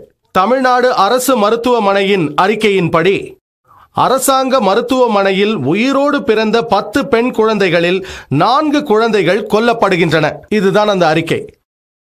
ராஜஸ்தான், தமிழ்நாடு போன்ற மாநிலங்களில் பெரிய விளம்பர பேனர்கள் உள்ளன. அதில் குறிப்பிடப்பட்டுள்ளது, 500 ரூபாயை செலவழித்து 5 லட்சம் ரூபாயை சேமியுங்கள். இது எதை குறிக்கிறது? 500 ரூபாய் செலவழித்து அல்ட்ராசோனோகிராஃபி எடுங்கள். நீங்கள் சுமந்து கொண்டிருப்பது பெண் குழந்தை என்று கண்டுபிடித்து கர்ப்பத்தை கலைத்து விடுங்கள். அவளை வளர்ப்பதற்கான சில லட்சங்களையும் வரதட்சணையாக கொடுக்க வேண்டியதையும் சேமியுங்கள். 500ஐ செலவழித்து 5 லட்சத்தை சேமியுங்கள். நல்ல பேரமாக உள்ளது. பெண் சிசுக்களை கலைக்கும், பெண் குழந்தைகளை கொல்லும் இந்த காட்டுமிராண்டித்தனத்தால் இந்தியாவின் பாலின விகிதாச்சாரம் ஏற்றத்தாழ்வு அடைந்துள்ளது. 1901ஆம் ஆண்டின் மக்கள் தொகை கணக்குப்படி இந்தியாவில் இருந்த ஒவ்வொரு 1000 ஆண்களுக்கும் 972 பெண்கள் இருந்தார்கள் என்று தெரிய வருகிறது. இது 1901ஆம் ஆண்டில். விஞ்ஞான தொழில்நுட்பம் வளர வளர வயிற்றில் இருப்பது ஆணா பெண்ணா என்று எளிதாக கண்டுபிடிக்க முடிந்தது. ஆகவே விஞ்ஞான தொழில்நுட்ப முன்னேற்றம் பெண்களுக்கு இழிவு நிலையை தந்துள்ளது. 1981ஆம் ஆண்டின் மக்கள் தொகை கணக்கின்படி இந்தியாவில் ஒவ்வொரு 1000 ஆண்களுக்கும் 934 பெண்கள் இருந்தார்கள். 1991ஆம் ஆண்டின் கணக்குப்படி ஒவ்வொரு 1000 ஆண்களுக்கும் 927 பெண்களே இருந்தார்கள். ஆகவே விஞ்ஞான தொழில்நுட்ப முன்னேற்றம் பெண்களை கீழ்நிலைக்கு தள்ளுகிறது. நான் சொன்னதைப் போல பெண்களின் விடுதலை என்ற மேற்கத்திய கோஷம் எல்லாம் வெறும் வேஷம்தான். பெண்களின் கௌரவத்தை இழக்க வைத்து அவர்களின் ஆன்மாவை கீழ்நிலைப்படுத்துவதே ஆகும். பெண் கருக்கலைப்பு, பெண் சிசு கொலை போன்ற இந்த கொடிய பழக்கமானது இந்தியாவிலாவது தடை செய்யப்பட்டால் அடுத்த 20 ஆண்டுகளில் ஆண் பெண் விகிதாச்சாரமானது இன்ஷா அல்லாஹ் சமமாக வாய்ப்புண்டு. தூய்மை மிக்க அல்லாஹ் நம்மை படைத்தவனான எல்லாம் வல்ல இறைவன் பெண் சிசுக்கள் கொல்லப்படுவதை தடுத்தது மட்டுமின்றி பெண் குழந்தை பிறந்து விட்டது என்ற செய்தியை கேட்டு கவலையடையும் மனிதனையும் கண்டிக்கிறான். குரான் கூறுகிறது சூரா அன்-நஹ்ல் அத்தியாயம் 16 வசனம் 58-59, அவர்களில் ஒருவனுக்கு பெண் குழந்தை பிறந்து விட்டது என்று நன்மாராயம் கூறப்பட்டால் அவன் முகம் கருத்து விடுகிறது, அவன் கோபம் பின்பு அவன் யோசிக்கிறான், அதை இழிவோடு வைத்துக் கொள்வதா அன்றி அதை உயிரோடு மண்ணில் புதைத்து விடுவதா என்று குழம்புகிறான். என்ன ஒரு தீங்கான எண்ணம்! பெண் குழந்தை பிறந்தவுடன் கவலை கொள்ளலாமா என்று சிந்திக்கும் ஒரு மனிதனை கூட திருக்குரான் கண்டிக்கிறது. கொல்லுவது ஒரு பக்கம் இருக்கட்டும், பெண் குழந்தை பிறந்தது என்று செய்தி கேட்டு முகம் கருக்கும் தன்மையையே குரான் கண்டிக்கிறது. தூய்மைமிக்க அல்லாஹ் அதை விரும்புவதில்லை, ஆகவே கண்டிக்கிறான். நமது அன்பான முகமது நபி அவர்கள் கூறினார்கள், சஹீஹ் ஹதீஸில் பாகம் எண் 4 நபி அவர்கள் கூறுகிறார்கள், எவர் ஒருவர் 2 பெண் குழந்தைகளை பெற்று அவர்கள் மீது அன்பும் பாசமும் கொண்டு வளர்க்கிறாரோ, இறுதி தீர்ப்பு நாளில் இந்த 2 விரல்களைப் போல என்னுடன் நெருக்கமாக இருப்பார்கள் என்றார். தனது நடுவிரலையும் ஆட்காட்டி விரலையும் இணைத்துக் கொண்டார். இன்னொரு சஹீஹான ஹதீஸில், எவர் ஒருவர் 2 பெண் குழந்தைகளை பெற்று அவர்களை அன்புடனும் பாசத்துடனும் வளர்த்தாரோ அவர் ஸ்வர்க்கம் செல்வார் என்றார்கள். அன்பான முகமது நபி அவர்கள் இந்த நல்ல செய்திகளை பேசுவதோடு நிறுத்திவிடாமல் செயல்பாட்டிலும் கொண்டு வந்தார்கள். ஒரு நாள் ஒரு மனிதர் தனது ஆண் குழந்தையை முத்தமிட்டு தனது மடியில் தூக்கி வைத்துக் கொண்டார். ஆனால் அவரது பெண் குழந்தையை கண்டுகொள்ளாமல் விட்டுவிட்டார். இதை பார்த்த இறை தூதர் அதை கண்டித்து அவர் அநீதியாளர் என்றார். அந்த பெண் குழந்தையையும் முத்தமிட்டு மடியில் தூக்கி வைத்துக் கொள்ள வேண்டும் என்று சொன்னார்கள். இப்போது இஸ்லாத்தில் மனைவியின் உரிமைகளை பற்றி பார்ப்போம். இஸ்லாம் அல்லாத பெரும்பாலான மதங்களில் பெண்கள் சாத்தானின் கருவியாகவே கருதப்பட்டார்கள். ஆனால் திருக்குரான் பெண்களை முஹ்சினா என்று கூறுகிறது. அரபியில் முஹ்சினா என்றால் சாத்தானிற்கு எதிரான கோட்டை என்று பொருள். ஏனென்றால் பக்திமிக்க ஒரு பெண் நேர்வழியில் இருப்பாள், அவள் தனது கணவனையும் தீய வழிக்கு செல்லாமல் தடுப்பாள், அவனை சிராத்துல் முஸ்தகீமில் வைத்துக் கொள்வாள். ஆகவே அவள் முஹ்சினா, சாத்தானிற்கு எதிரான கோட்டை என்று புகழப்படுகிறாள். திருக்குரான் சூரா நிசா அத்தியாயம் 4 வசனம் 21 அது குறிப்பிடுகிறது, திருமணம் நிகா என்பது ஒரு புனிதமான கூட்டு என்கிறது. அது ஒரு புனிதமான கூட்டு, அது கணவன் மனைவிக்கு இடையே ஒரு புனிதமான ஒப்பந்தம். குரான் கூறுகிறது சூரா ரூம் அத்தியாயம் 30 வசனம் 21, உங்கள் மனைவியரை உங்களிலிருந்தே உங்களுக்காக அவன் படைத்திருப்பதும் உங்களிடையே உவப்பையும் கிருபையையும் உண்டாக்கியிருப்பது அவனது அத்தாட்சியில் உள்ளதாகும். அன்பான இறை தூதர் முகமது நபி அவர்கள் கூறினார்கள், சஹீஹுல் புகாரியில் பாகம் 7 நிகா பாடத்தில் அத்தியாயம் 3 ஹதீஸ் எண் 5066 அன்புக்குரிய இறை தூதர் கூறினார், ஓ இளைஞர்களே, திருமணம் செய்ய தகுதி உள்ளவர்கள் திருமணம் செய்து கொள்ளட்டும். அன்பிற்குரிய இறை தூதர் மேலும் சொன்னார்கள், இஸ்லாத்தில் துறவரம் என்பதே இல்லை. மேலும் சொன்னார்கள், எவரொருவர் திருமணம் செய்கிறாரோ அவர் அவருடைய தீனில் பாதியை பூர்த்தி செய்து விடுகிறார். ஒருமுறை கேள்வி பதில் நேரத்தில் ஒரு நபர் என்னிடம் கேட்டார், நான் 2 முறை திருமணம் செய்து கொண்டால் என்னுடைய தீன் முழுமையடைந்து விட்டது என்ற அர்த்தமா என்று கேட்டார். இறை தூதர் அவர்கள், திருமணம் உங்கள் தீனில் பாதியை நிறைவு செய்கிறது என்பதின் பொருள், திருமணம் முறையற்ற வாழ்க்கை, மோசமான பாலியல் தொடர்பு, தன்னின புணர்ச்சி இவைகளிலிருந்து உங்களை பாதுகாக்கிறது. திருமணம் செய்து கொண்டால்தான் கணவன் மனைவியாக வாழும் வாய்ப்பு உங்களுக்கு கிடைக்கும். திருமணம் செய்து கொண்டால்தான் தாயாக தந்தையாக வாழும் வாய்ப்பு உங்களுக்கு கிடைக்கும். இவை இஸ்லாத்தில் முக்கியமான கடமையாகும். நீங்கள் 1 முறையோ 2 முறையோ திருமணம் செய்தாலும் கவலை இல்லை, உங்களின் மார்க்க கடமையில் பாதி நிறைவேற்றப்படுகிறது. இஸ்லாத்தில் திருமண ஒப்பந்தங்கள் முழுமை பெற கணவன் மனைவியாக வரப்போகிறவரிடம் சம்மதம் கேட்பது ஆண் பெண் இரு பாலாருக்கும் சமமாக அவசியமாக கருதப்படுகிறது. குரான் கூறுகிறது சூரா நிசா அத்தியாயம் 4 வசனம் 19, பெண்களை அவர்களின் மன விருப்பம் இல்லாமல் திருமணம் செய்து கொள்ளக்கூடாது. சஹீஹான ஹதீஸில் சஹீஹுல் புகாரியில் பாகம் எண் 7 நிகாஹ் பாடத்தில் அத்தியாயம் 43 ஹதீஸ் எண் 5138 ஒரு பெண் இருந்தார். அவருடைய பெயர் அன்சாரியா. அவள் இறை தூதரிடம் வந்து, எனது தந்தை எனது விருப்பத்திற்கு மாறாக என்னை ஒருவருக்கு மனமுடித்து கொடுத்து விட்டார் என்றார். இறை தூதர் அந்த திருமணத்தை செல்லுபடியற்றதாக ஆக்கினார்கள். அஹமது இப்னு ஹம்பல் அவர்களால் கொடுக்கப்பட்ட இன்னொரு ஹதீத் உள்ளது. ஹதீத் எண் 2469. ஒரு பெண் இறை தூதரிடம் வந்து, எனது பெற்றோர்கள் என்னை எனது விருப்பத்திற்கு மாறாக ஒரு மனிதருக்கு மனமுடித்து வைத்து விட்டார்கள் என்றார். அதற்கு இறை தூதர் அவர்கள், அந்த திருமணத்தை தொடரவோ அல்லது ரத்து செய்யவோ அந்த பெண்ணுக்கு உரிமை உண்டு என்று சொன்னார்கள். இதே ஹதீத் இப்னு மாஜாவில் குறிப்பிடப்பட்டுள்ளது. ஹதீத் எண் 1875.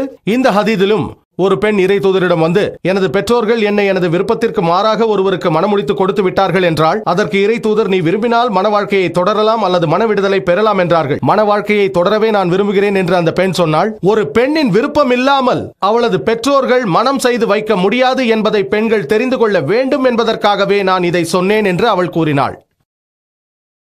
குர்ஆன் கூறுகிறது சூரா பக்ராவில் அத்தியாயம் 2 வசனம் 228, கணவனுக்கு பெண்களிடம் இருக்கும் உரிமைகள் போன்று முறைப்படி அவர்கள் மீது பெண்களுக்கும் உரிமை உண்டு, ஆயினும் ஆண்களுக்கு அவர்கள் மீது ஒரு படி உயர்வுண்டு என்று கூறுகிறது. குர்ஆனின் இந்த வசனத்தின்படி ஆண்களும் பெண்களும் சமமானவர்களே, ஆயினும் தலைமைத்துவத்தை தவிர. குர்ஆன் தெளிவாக சொல்கிறது, பெண்கள் ஆண்களை போன்று சம உரிமை உள்ளவர்களே, ஆயினும் ஆண்கள் ஒரு படி உயர் உள்ளவர்களாய் இருக்கிறார்கள். இப்போது பல முஸ்லிம்கள் இந்த கடைசி வசனத்தை, ஆண்களுக்கு ஒரு படி உயர் உண்டு என்ற வசனத்தை தவறாக கருத்தில் எடுத்துக்கொண்டு ஆண்களே உயர்வானவர்கள் என்று கருதுகிறார்கள். இந்த குர்ஆன் வசனத்தை குறிப்பிட்டு ஆண்கள் பெண்களை விட உயர்ந்தவர்கள் என்று சொல்கிறார்கள். ஏனென்றால் அல்லாஹ் சொல்கிறான், ஆண்கள் ஒரு படி மேலானவர்கள் என்பதாக. அவர்கள் குறிப்பிட்ட இந்த வசனம் நமது காரியால் ஓதப்பட்ட வசனம். சூரா நிசா அத்தியாயம் 4 வசனம் 34. அது கூறுகிறது, ஆண்கள் பெண்களுக்கு கவ்வாமாகும். கவ்வாம் என்ற அரபிச் சொல்லுக்கு பொருள் என்ன? கவ்வாம் என்ற சொல் அகாமா என்ற வேர் சொல்லிலிருந்து வந்தது. அதன் பொருள் அவர்களுக்காக முன் நிற்பது என்பதாகும். நாம் தொழுகைக்கு முன் அகாமா சொல்லும் போது எழுந்து நிற்கிறோம். ஆகவே இந்த அரபிச் சொல் கவ்வாம் என்பதின் பொருள் ஆண்கள் ஒரு படி மேலதிகமாக பொறுப்புகளை கொண்டவர்கள் என்பதே. பெண்கள் மீது சேவை செய்வதில் ஒரு படி கூடுதலான பொறுப்புடையவர்கள் என்பதை தவிர பெண்கள் மீது ஆதிக்கம் செலுத்துவதற்கு ஒரு படி மேலானவர்கள் என்பதல்ல. நீங்கள் தப்சீருல் தபரியை வாசித்தால் அதில் குறிப்பிடப்படுகிறது, கவ்வாம் என்ற அரபிச் சொல் கூடுதல் பொறுப்புள்ளவர் என்பதையே குறிக்கும். மேலும் அந்த வசனங்களை தொடர்ந்து படித்தால் அது கூறுகிறது, அல்லாஹ் ஆண்களுக்கு பெண்களை விட அதிக பலத்தை கொடுத்திருக்கிறான். அந்த அனுகூலத்திற்காக பெண்களை சமரட்சிக்க வேண்டிய கடமை ஆண்களுக்கு உள்ளதே தவிர பெண்கள் மீது ஆதிக்கம் செலுத்த அல்ல.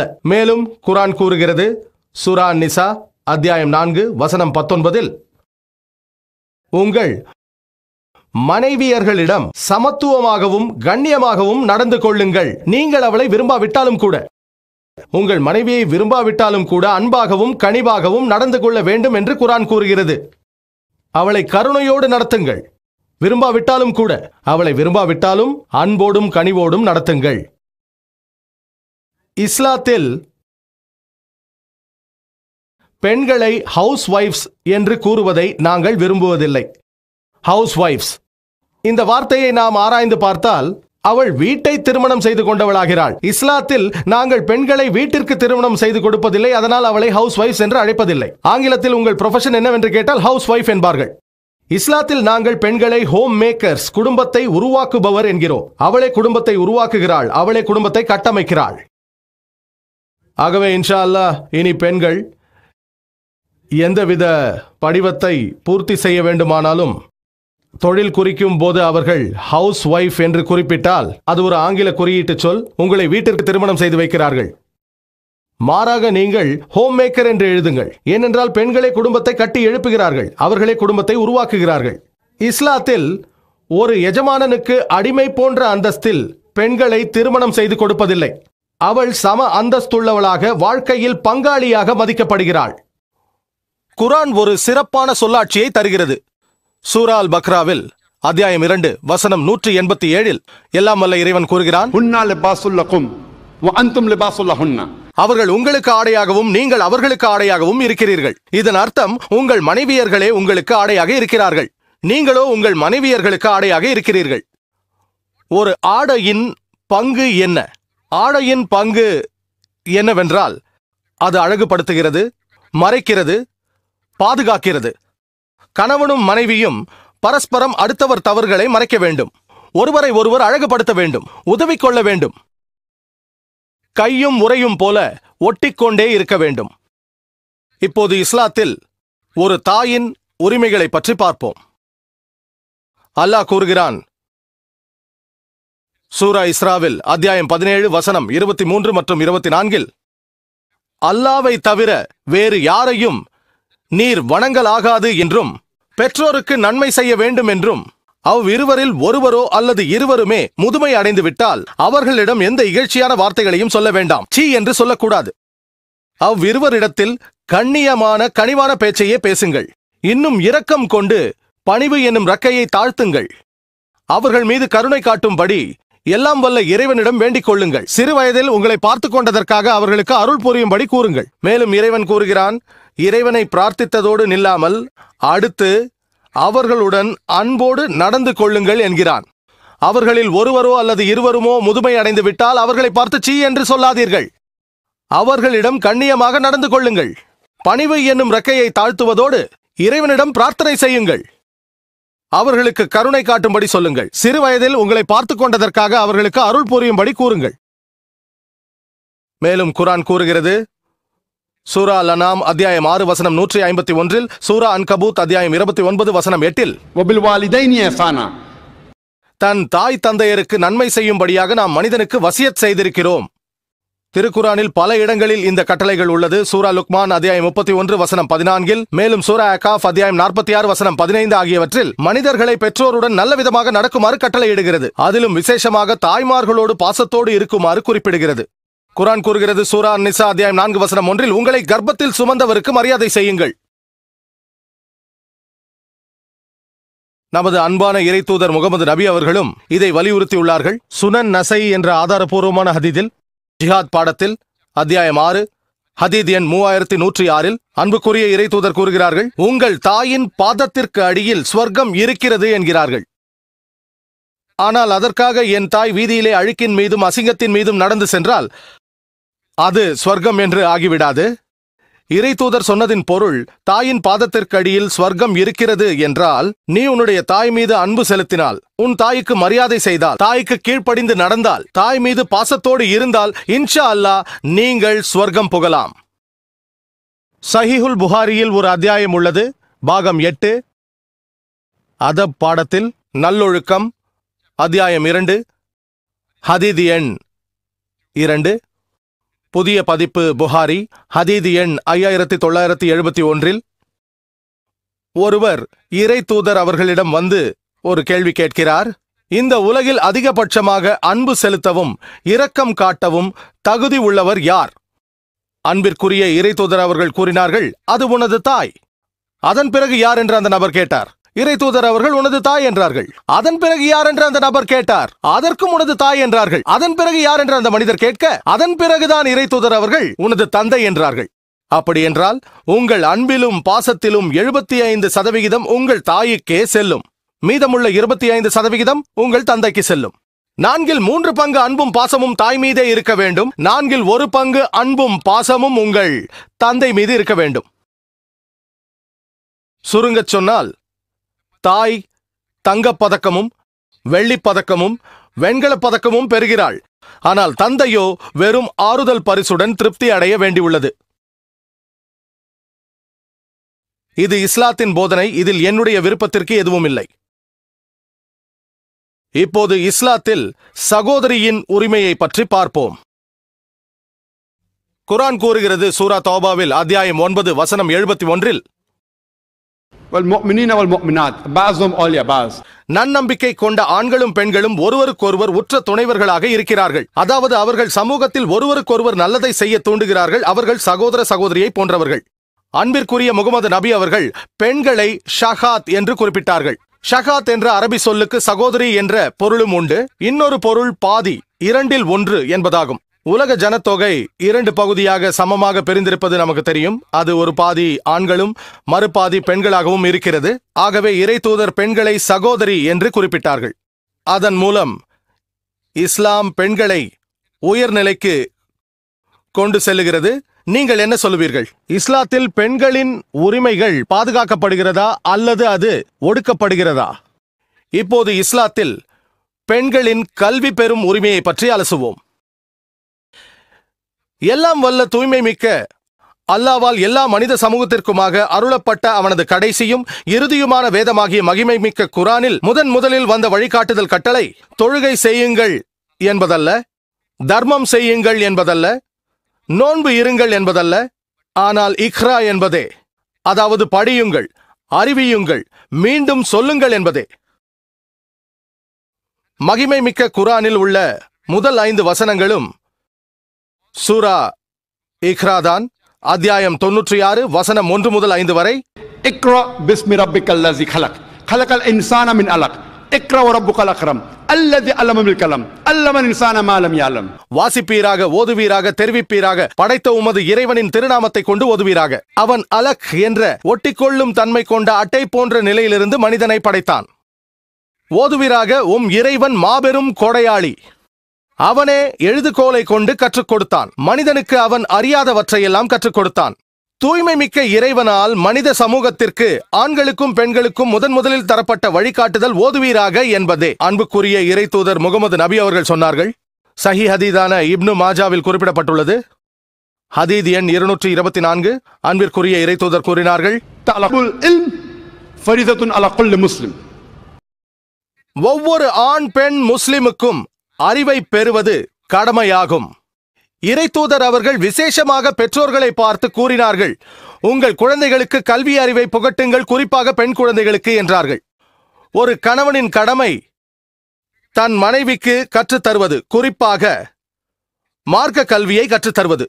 கற்றுத்தரப்படவில்லை எனில் அவள் நீதிமன்றத்திற்கு சென்று நீதிமதியின் முன்னால் அந்த உரிமையை பெறலாம். கணவனால் படித்துக் கொடுக்க முடியவில்லை எனில் முறையான வேறு யார் மூலமாகவோ படிக்க ஏற்பாடு செய்ய வேண்டும். சஹி புகாரியில் ஒரு அத்தியாயம் உள்ளது. ஒரு ஹதீதில் ஒரு பெண் இறை தூதர் அவர்களிடம் வந்து கூறுகிறார்கள், நீங்கள் எப்போதுமே ஆண்களால் சூழப்பட்டிருக்கிறீர்கள், எங்களுக்கென்று ஒரு நேரத்தை ஒதுக்கக்கூடாதா? இறை தூதர் அதை ஏற்றுக்கொண்டு பெண்களுக்கு கற்பிக்க தனியாக ஒரு நேரத்தை ஒதுக்கினார்கள். தங்கள் தோழர்களையும் விசேஷமாக பெண்களுக்கு கற்பிக்கும்படி அனுப்பி வைத்தார்கள். நீங்கள் இஸ்லாத்தின் வரலாற்றை படித்தால் 1400 ஆண்டுகளுக்கு முன்னால் அறியாமையின் காலத்தில், ஐயாமுல் ஜஹிலியாவில் இருந்த காலத்தில் பல பெண்கள் அறிஞர்களாக ஆனதை உதாரணமாக நாம் பார்த்திருக்கிறோம். அதில் சிறந்த உதாரணமாக நான் கருதுவது யாரை என்றால் ஆயிஷா பின்த் அபூபக்கர். அவரை அல்லாஹ் பொருந்திக் கொள்வானாக. அவர் இறை தூதர் அவர்களின் மனைவி. அவருடைய புகழ் பெற்ற ஒரு மாணவி, அவருடைய பெயர் அரவா. அவரை அல்லாஹ் பொருந்திக் கொள்வானாக. அவர் கூறுகிறார்கள், எனக்கு தெரிந்தவரை அறிஞர்களிலேயே ஆயிஷாவை போன்று, அவரை அல்லாஹ் பொருந்திக் கொள்வானாக, குர்ஆனை படிப்பதிலும் கடமைகளை பேணுவதிலும் அனுமதிக்கப்பட்டது தடுக்கப்பட்டது என்பவற்றிலும் இலக்கியத்திலும் கவிதையிலும் அரபு மொழி வரலாற்றிலும் மரபு வழி ஆய்விலும் சிறந்தவரை நான் இதுவரை பார்த்ததில்லை என்றார்கள். ஆயிஷா, அல்லாஹ் அவரை பொருந்திக் கொள்வானாக, அவருடைய வாழ்க்கை சரிதையை படித்தால் நமக்கு தெரிய வரும். இறை தூதர் அவர்களுக்கு பின் பல வருடங்கள் வாழ்ந்தார்கள். அதனால் அவர் பல நபித்தோழர்களுக்கு வழிகாட்டினார்கள். குலஃபாயே ராஷிதீன் என்ற 4 நேர்வழி பெற்ற கலீஃபாக்களுக்கும் வழிகாட்டினார்கள். பல சந்தர்ப்பங்களில் இறை தூதரை சந்திக்க வரும் பல வெளிநாட்டு தூதுக்குழுக்கள் மருத்துவம் போன்ற தலைப்பை கலந்துரையாடும் போது ஆயிஷா, அவர்களை அல்லாஹ் பொருந்திக் கொள்வானாக, அவருக்கு ஞாபக சக்தி அதிகம், அவர் அதை மனப்பாடம் செய்து கொள்வார்கள். அவர்கள் கணிதவியலிலும் திறமை மிக்கவர்கள். இறை தூதரின் மறைவுக்கு பின்பு பல நபித்தோழர்கள் அவர்களிடத்தில் வந்து விசேஷமாக மிராத் தொடர்பாகவும் வாரிசுரிமை சம்பந்தமாகவும் அறிந்து செல்வார்கள். காரணம், அவர்கள் கணிதத்தில் வல்லவராக இருந்தார்கள். வரலாறு சொல்லுகிறது, அவர்கள் பல கல்வியாளர்களுக்கு கற்றுத் தந்துள்ளார்கள். அவர்கள் 88ற்கும் குறையாத பல துறை கல்வியாளர்களுக்கு கற்றுத்தந்தார்கள். சுருக்கமாக, அவர்கள் கல்வியாளர்களுக்கெல்லாம் கல்வியாளராக விளங்கினார்கள். அவர்களின் வாயிலாக மட்டும் 2210க்கும் குறையாத ஹதீதுகள் அறிவிக்கப்பட்டுள்ளது. ஆயிஷா அவர்களால், அல்லாஹ் அவர்களை பொருந்திக் கொள்வானாக, இத்தனை ஹதீதுகள் வந்துள்ளன. உம்மு சலமா அவர்களை நாம் உதாரணமாக சொல்லலாம். அவர்களை அல்லாஹ் பொருந்திக் கொள்வானாக. அவர் இறை தூதரின் மனைவியர்களில் ஒருவர். மேலும் இமாம் அன்-நவவி அவர்களின் கூற்றுப்படி அவர் படித்த பெண்களுக்கிடையே மிகவும் அறிவாற்றல் உள்ளவர். மேலும் இப்னு ஹஜர் அவர்கள் உம்மு சலமா அவர்களை அதிகாரத்துக்குரியவர் என்கிறார்கள்.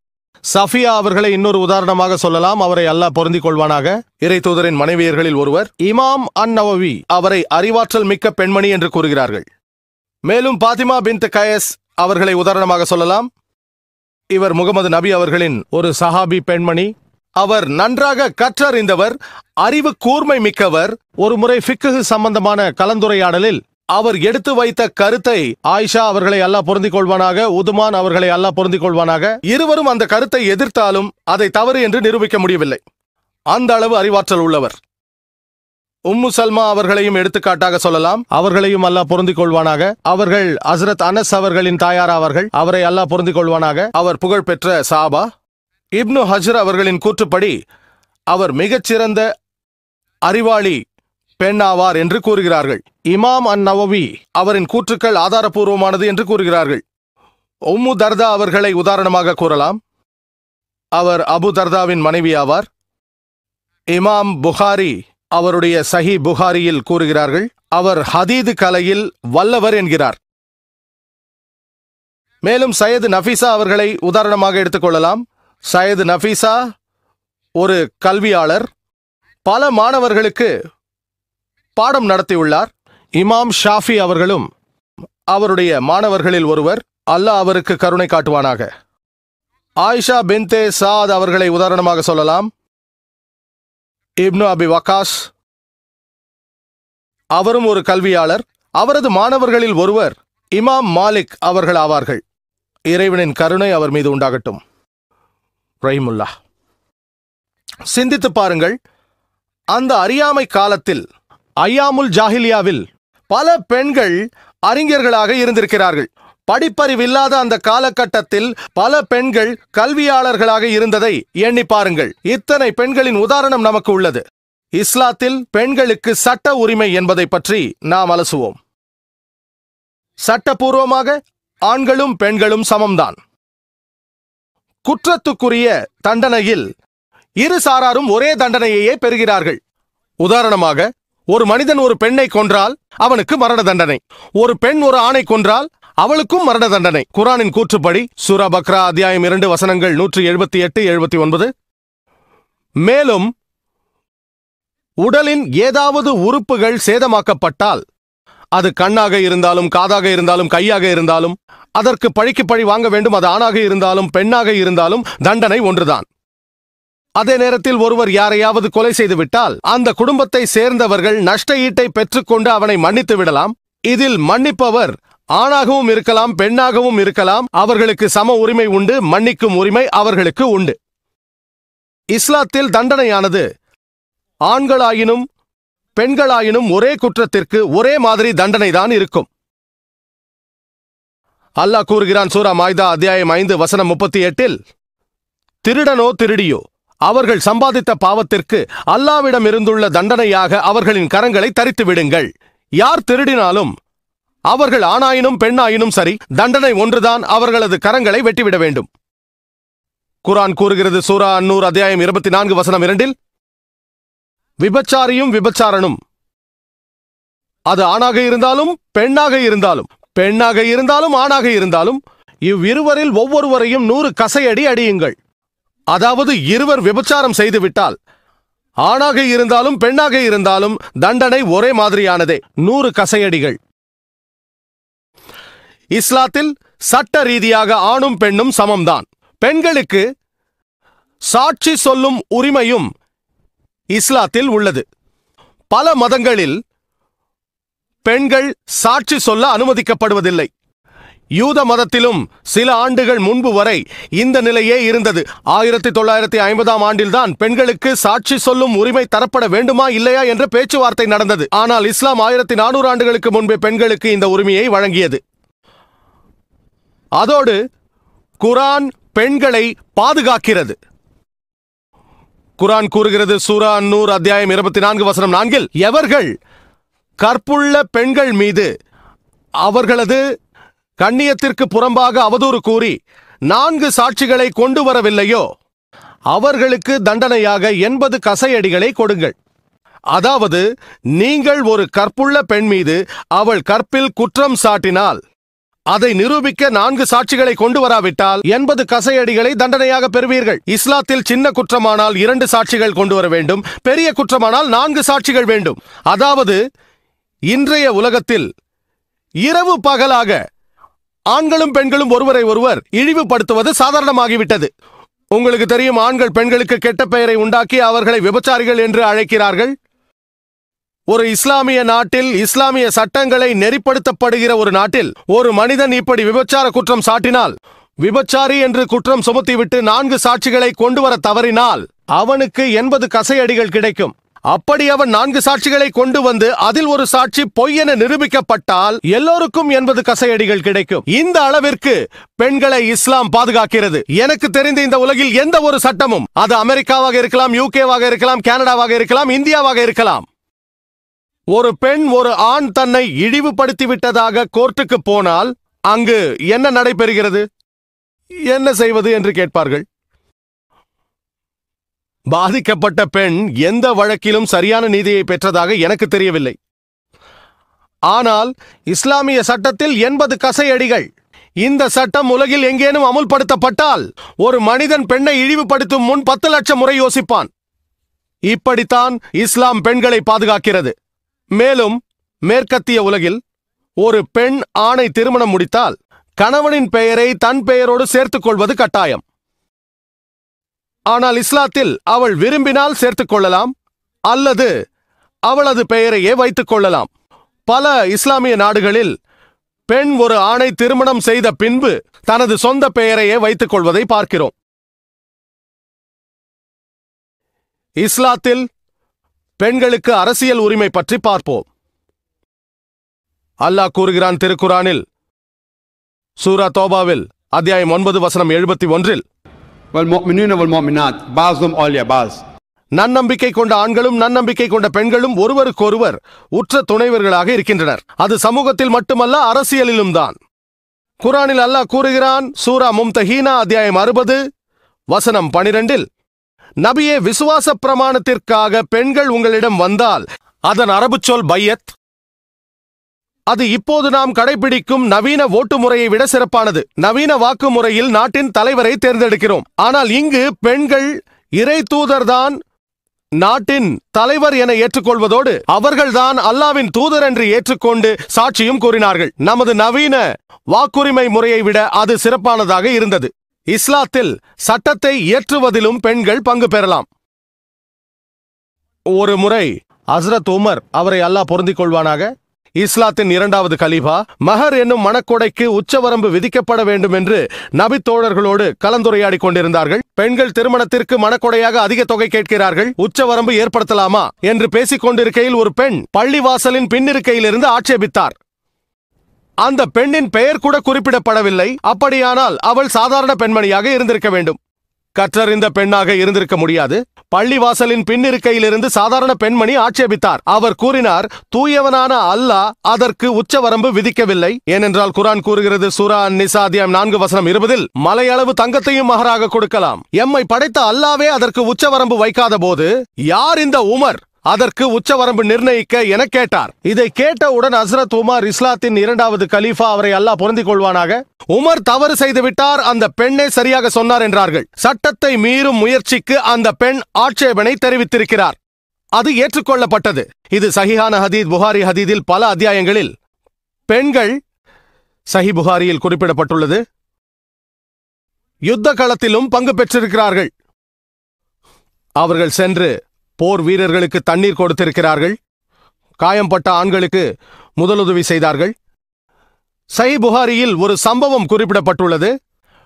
ஒரு பெண், நஃபீசா என்ற பெயருடையவள், உஹத் யுத்த களத்தில் மற்ற சஹாபாக்களுடன் இணைந்து இறை தூதர் அவர்களை சுற்றிலும் நின்று பாதுகாப்பவர்களில் ஒருவராக இருந்தார். இதன் காரணமாக அவருக்கு காயங்கள் ஏற்பட்டது. இறை தூதர் அவர்கள் அவரது துணிவிற்காக இறைவனிடம் பிரார்த்தித்தார்கள். இது இஸ்லாத்தில் பெண்கள் உரிமை தொடர்பான சுருக்கமான செய்தியாகும். ஆனால் நான் முன்பு குறிப்பிட்டதைப் போல இஸ்லாத்தில் ஆண்களும் பெண்களும் சமமானவர்களே. சமம் என்றால் பெண்களின் தன்மையை சார்ந்து சற்று வேறுபடும். உருவாக்கப்பட்ட விதத்திலும் நாம் படைக்கப்பட்ட விதத்திலும் ஆண்களும் பெண்களும் வித்தியாசமானவர்களாக இருப்பார்கள். உடற்கூறு தன்மையிலும், மனோதத்துவ ரீதியிலும், உயிரியல் தன்மையிலும், உடல் அமைப்பையும் சார்ந்து எல்லாம் வல்ல இறைவன் நம்மை படைத்தவன் அவர்களுக்கு தக்கவாறு பணிகளை தந்துள்ளான். மேலும் திருக்குரானில் ஒரு வசனம் உள்ளது.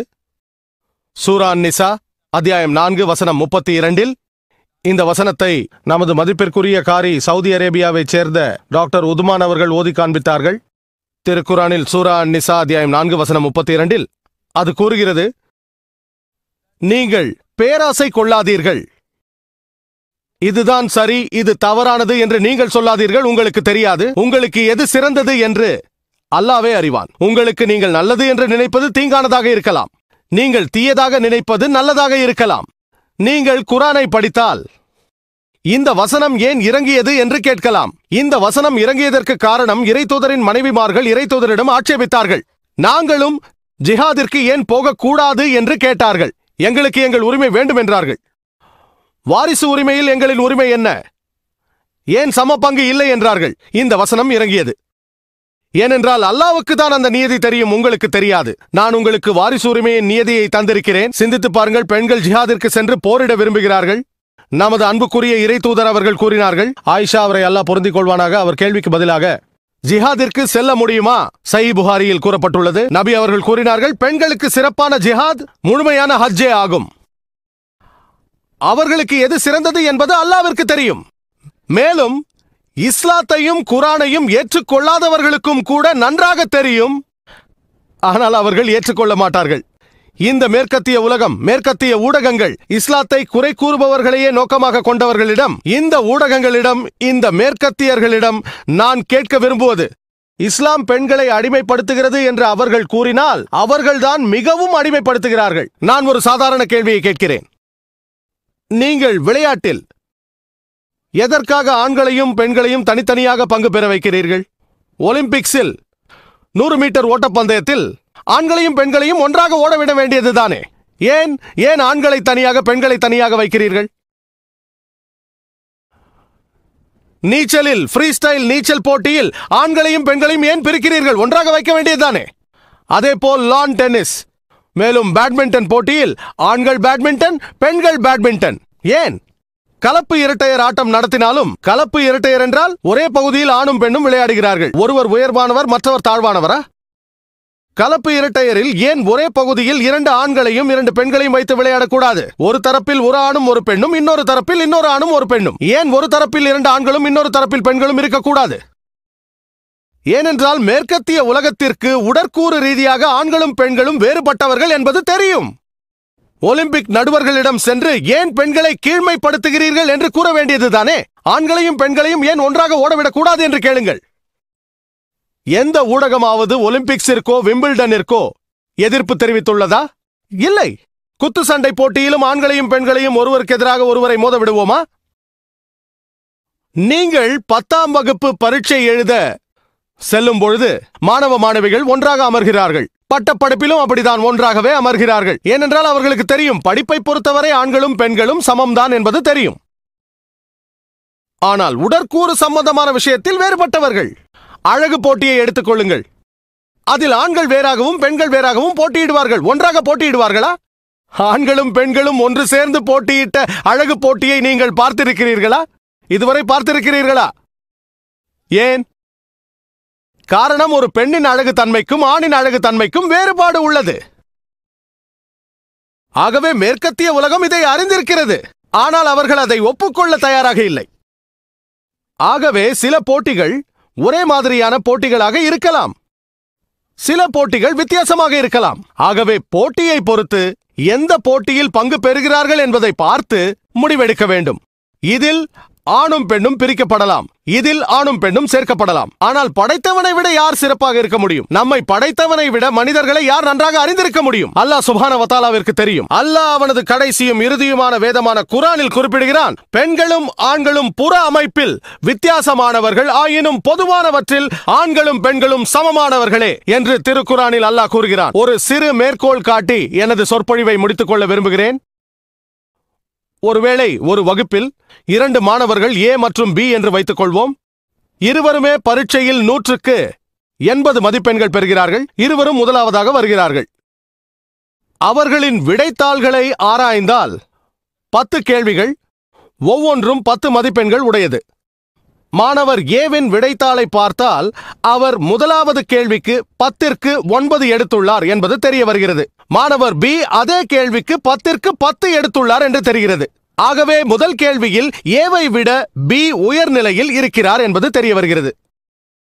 இரண்டாவது கேள்வியில் மாணவர் பி 10ற்கு 9 பெறுகிறார், மாணவர் ஏ 10ற்கு 10 பெறுகிறார். ஆகவே இரண்டாவது கேள்வியில் மாணவர் பி ஐ விட மாணவர் ஏ உயர்நிலையில் இருக்கிறார்.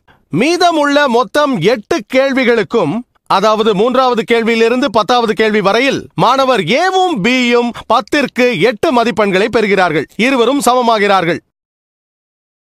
கூட்டி பார்த்தால் இருவரும் சமமாக 100ற்கு 80 மதிப்பெண்களை பெற்றுள்ளார்கள். ஆனால் முதலாவது கேள்வியில் ஏவை விட பி முன்னிலையில் இருக்கிறார், இரண்டாவது கேள்வியில் பி ஐ விட ஏ முன்னிலையில் இருக்கிறார். மற்ற எல்லாவற்றிலும் சமமாக இருக்கிறார்கள். இதை போலத்தான் இஸ்லாத்தில் தூய்மை மிக்க அல்லாவிற்கு தெரியும் பெண்களை எந்த இடத்தில் சமமாக வைக்க வேண்டுமோ அங்கு சமநிலையை தருகிறான். எங்கு அவர்கள் ஆண்களுடன் வித்தியாசப்படுகிறார்களோ அங்கு அதற்கு தகுந்த பங்கினை வழங்குகிறான். சில கூறுகளில் ஆண்கள் அனுகூலங்களை பெறுகிறார்கள், சிலவற்றில் பெண்கள் பெறுகிறார்கள். உதாரணத்திற்கு, பெற்றோர்களுக்கு அன்பு, பரிவு காட்டுதல் என்ற விஷயத்தில் நான் சுட்டிக்காட்டிய சஹி புகாரியில் பாகம் 8 அதபின் பாடம், நல்லொழுக்க பாடம், அத்தியாயம் 2, ஹதீத் எண் 5971. இறை தூதர் அவர்களிடம் ஒரு மனிதர் வந்து அன்பிற்கும் பரிவிற்கும் உரியவர் யார் என்று கேட்க, உன் தாய், உன் தாய், உன் தாய், அதன் பிறகு தந்தை என்றார். ஆகவே இங்கு தந்தையோடு ஒப்பிடும்போது ஒரு தாயிற்கு தன் குழந்தைகளிடத்திலிருந்து 3 மடங்கு அன்பு அதிகமாக கிடைக்கிறது. ஆகவே இங்கு ஒரு தாய் அனுகூலத்தை பெறுகிறார். ஆனால் ஒரு உதாரணத்திற்கு, எனது வீட்டில் ஒரு கொள்ளைக்காரன் புகுந்துவிட்டால், ஒரு திருடன் புகுந்துவிட்டால், நான் பெண் உரிமையில் நம்பிக்கை உள்ளவன், நீங்கள் போய் போராடுங்கள் என்று நான் சொல்ல மாட்டேன். அல்லாஹ் கூறுகிறான் திருக்குரானில் சூரா அன்-நிசா அத்தியாயம் 4:34, அல்லாஹ் பெண்களை விட ஆண்களுக்கு அதிக சக்தியை தந்துள்ளான். ஆகவே போராடுவது என் கடமை, அவர்களை பாதுகாக்கும் பொறுப்பு எனக்கு உள்ளது. நான் ஏன் குழந்தையை பெற்றெடுக்க கூடாது என்று என்றாவது ஒரு ஆண் ஆட்சேபித்தது உண்டா? அது பெண்களுக்கான இனவிருத்திக்குரிய தன்மை. நான் ஏன் குழந்தைக்கு பாலூட்டக்கூடாது என்று ஆண்கள் கேள்வி கேட்க முடியுமா? ஏனென்றால் அது பெண்களின் கடமை. ஆகவே இவையெல்லாம் உயிரியல் தன்மை சார்ந்தது, உடற்கூறு தன்மை சார்ந்தது, மனோ தத்துவ தன்மை சார்ந்தது. எனவே எல்லாம் வல்ல இறைவன் ஆண்களுக்கும் பெண்களுக்கும் வித்தியாசமான பங்களிப்பை விதித்துள்ளான். சில வேளைகளில் ஆண்கள் ஒருபடி கூடுதல் அனுகூலங்களை பெறுகிறார்கள், சில வேளை பெண்கள் பெறுகிறார்கள். மொத்தத்தில் ஆண்களும் பெண்களும் சம உரிமை உள்ளவர்களே. அதனால்தான் குரானையும் ஹதீதுகளையும் அடிப்படையாக வைத்து இஸ்லாத்தில் பெண்கள் உரிமையை பற்றி நீங்கள் அலசி ஆராய்ந்தால் நீங்கள் மறுக்காமல் ஒப்புக்கொள்வீர்கள், இஸ்லாத்தில் பெண்கள் உரிமை பாதுகாக்கப்படுகிறதே அன்றி அவர்களை அடிமைப்படுத்தவில்லை. வாஹ்ரு தாவானா அல்ஹம்துலில்லாஹி ரப்பில் ஆலமீன்.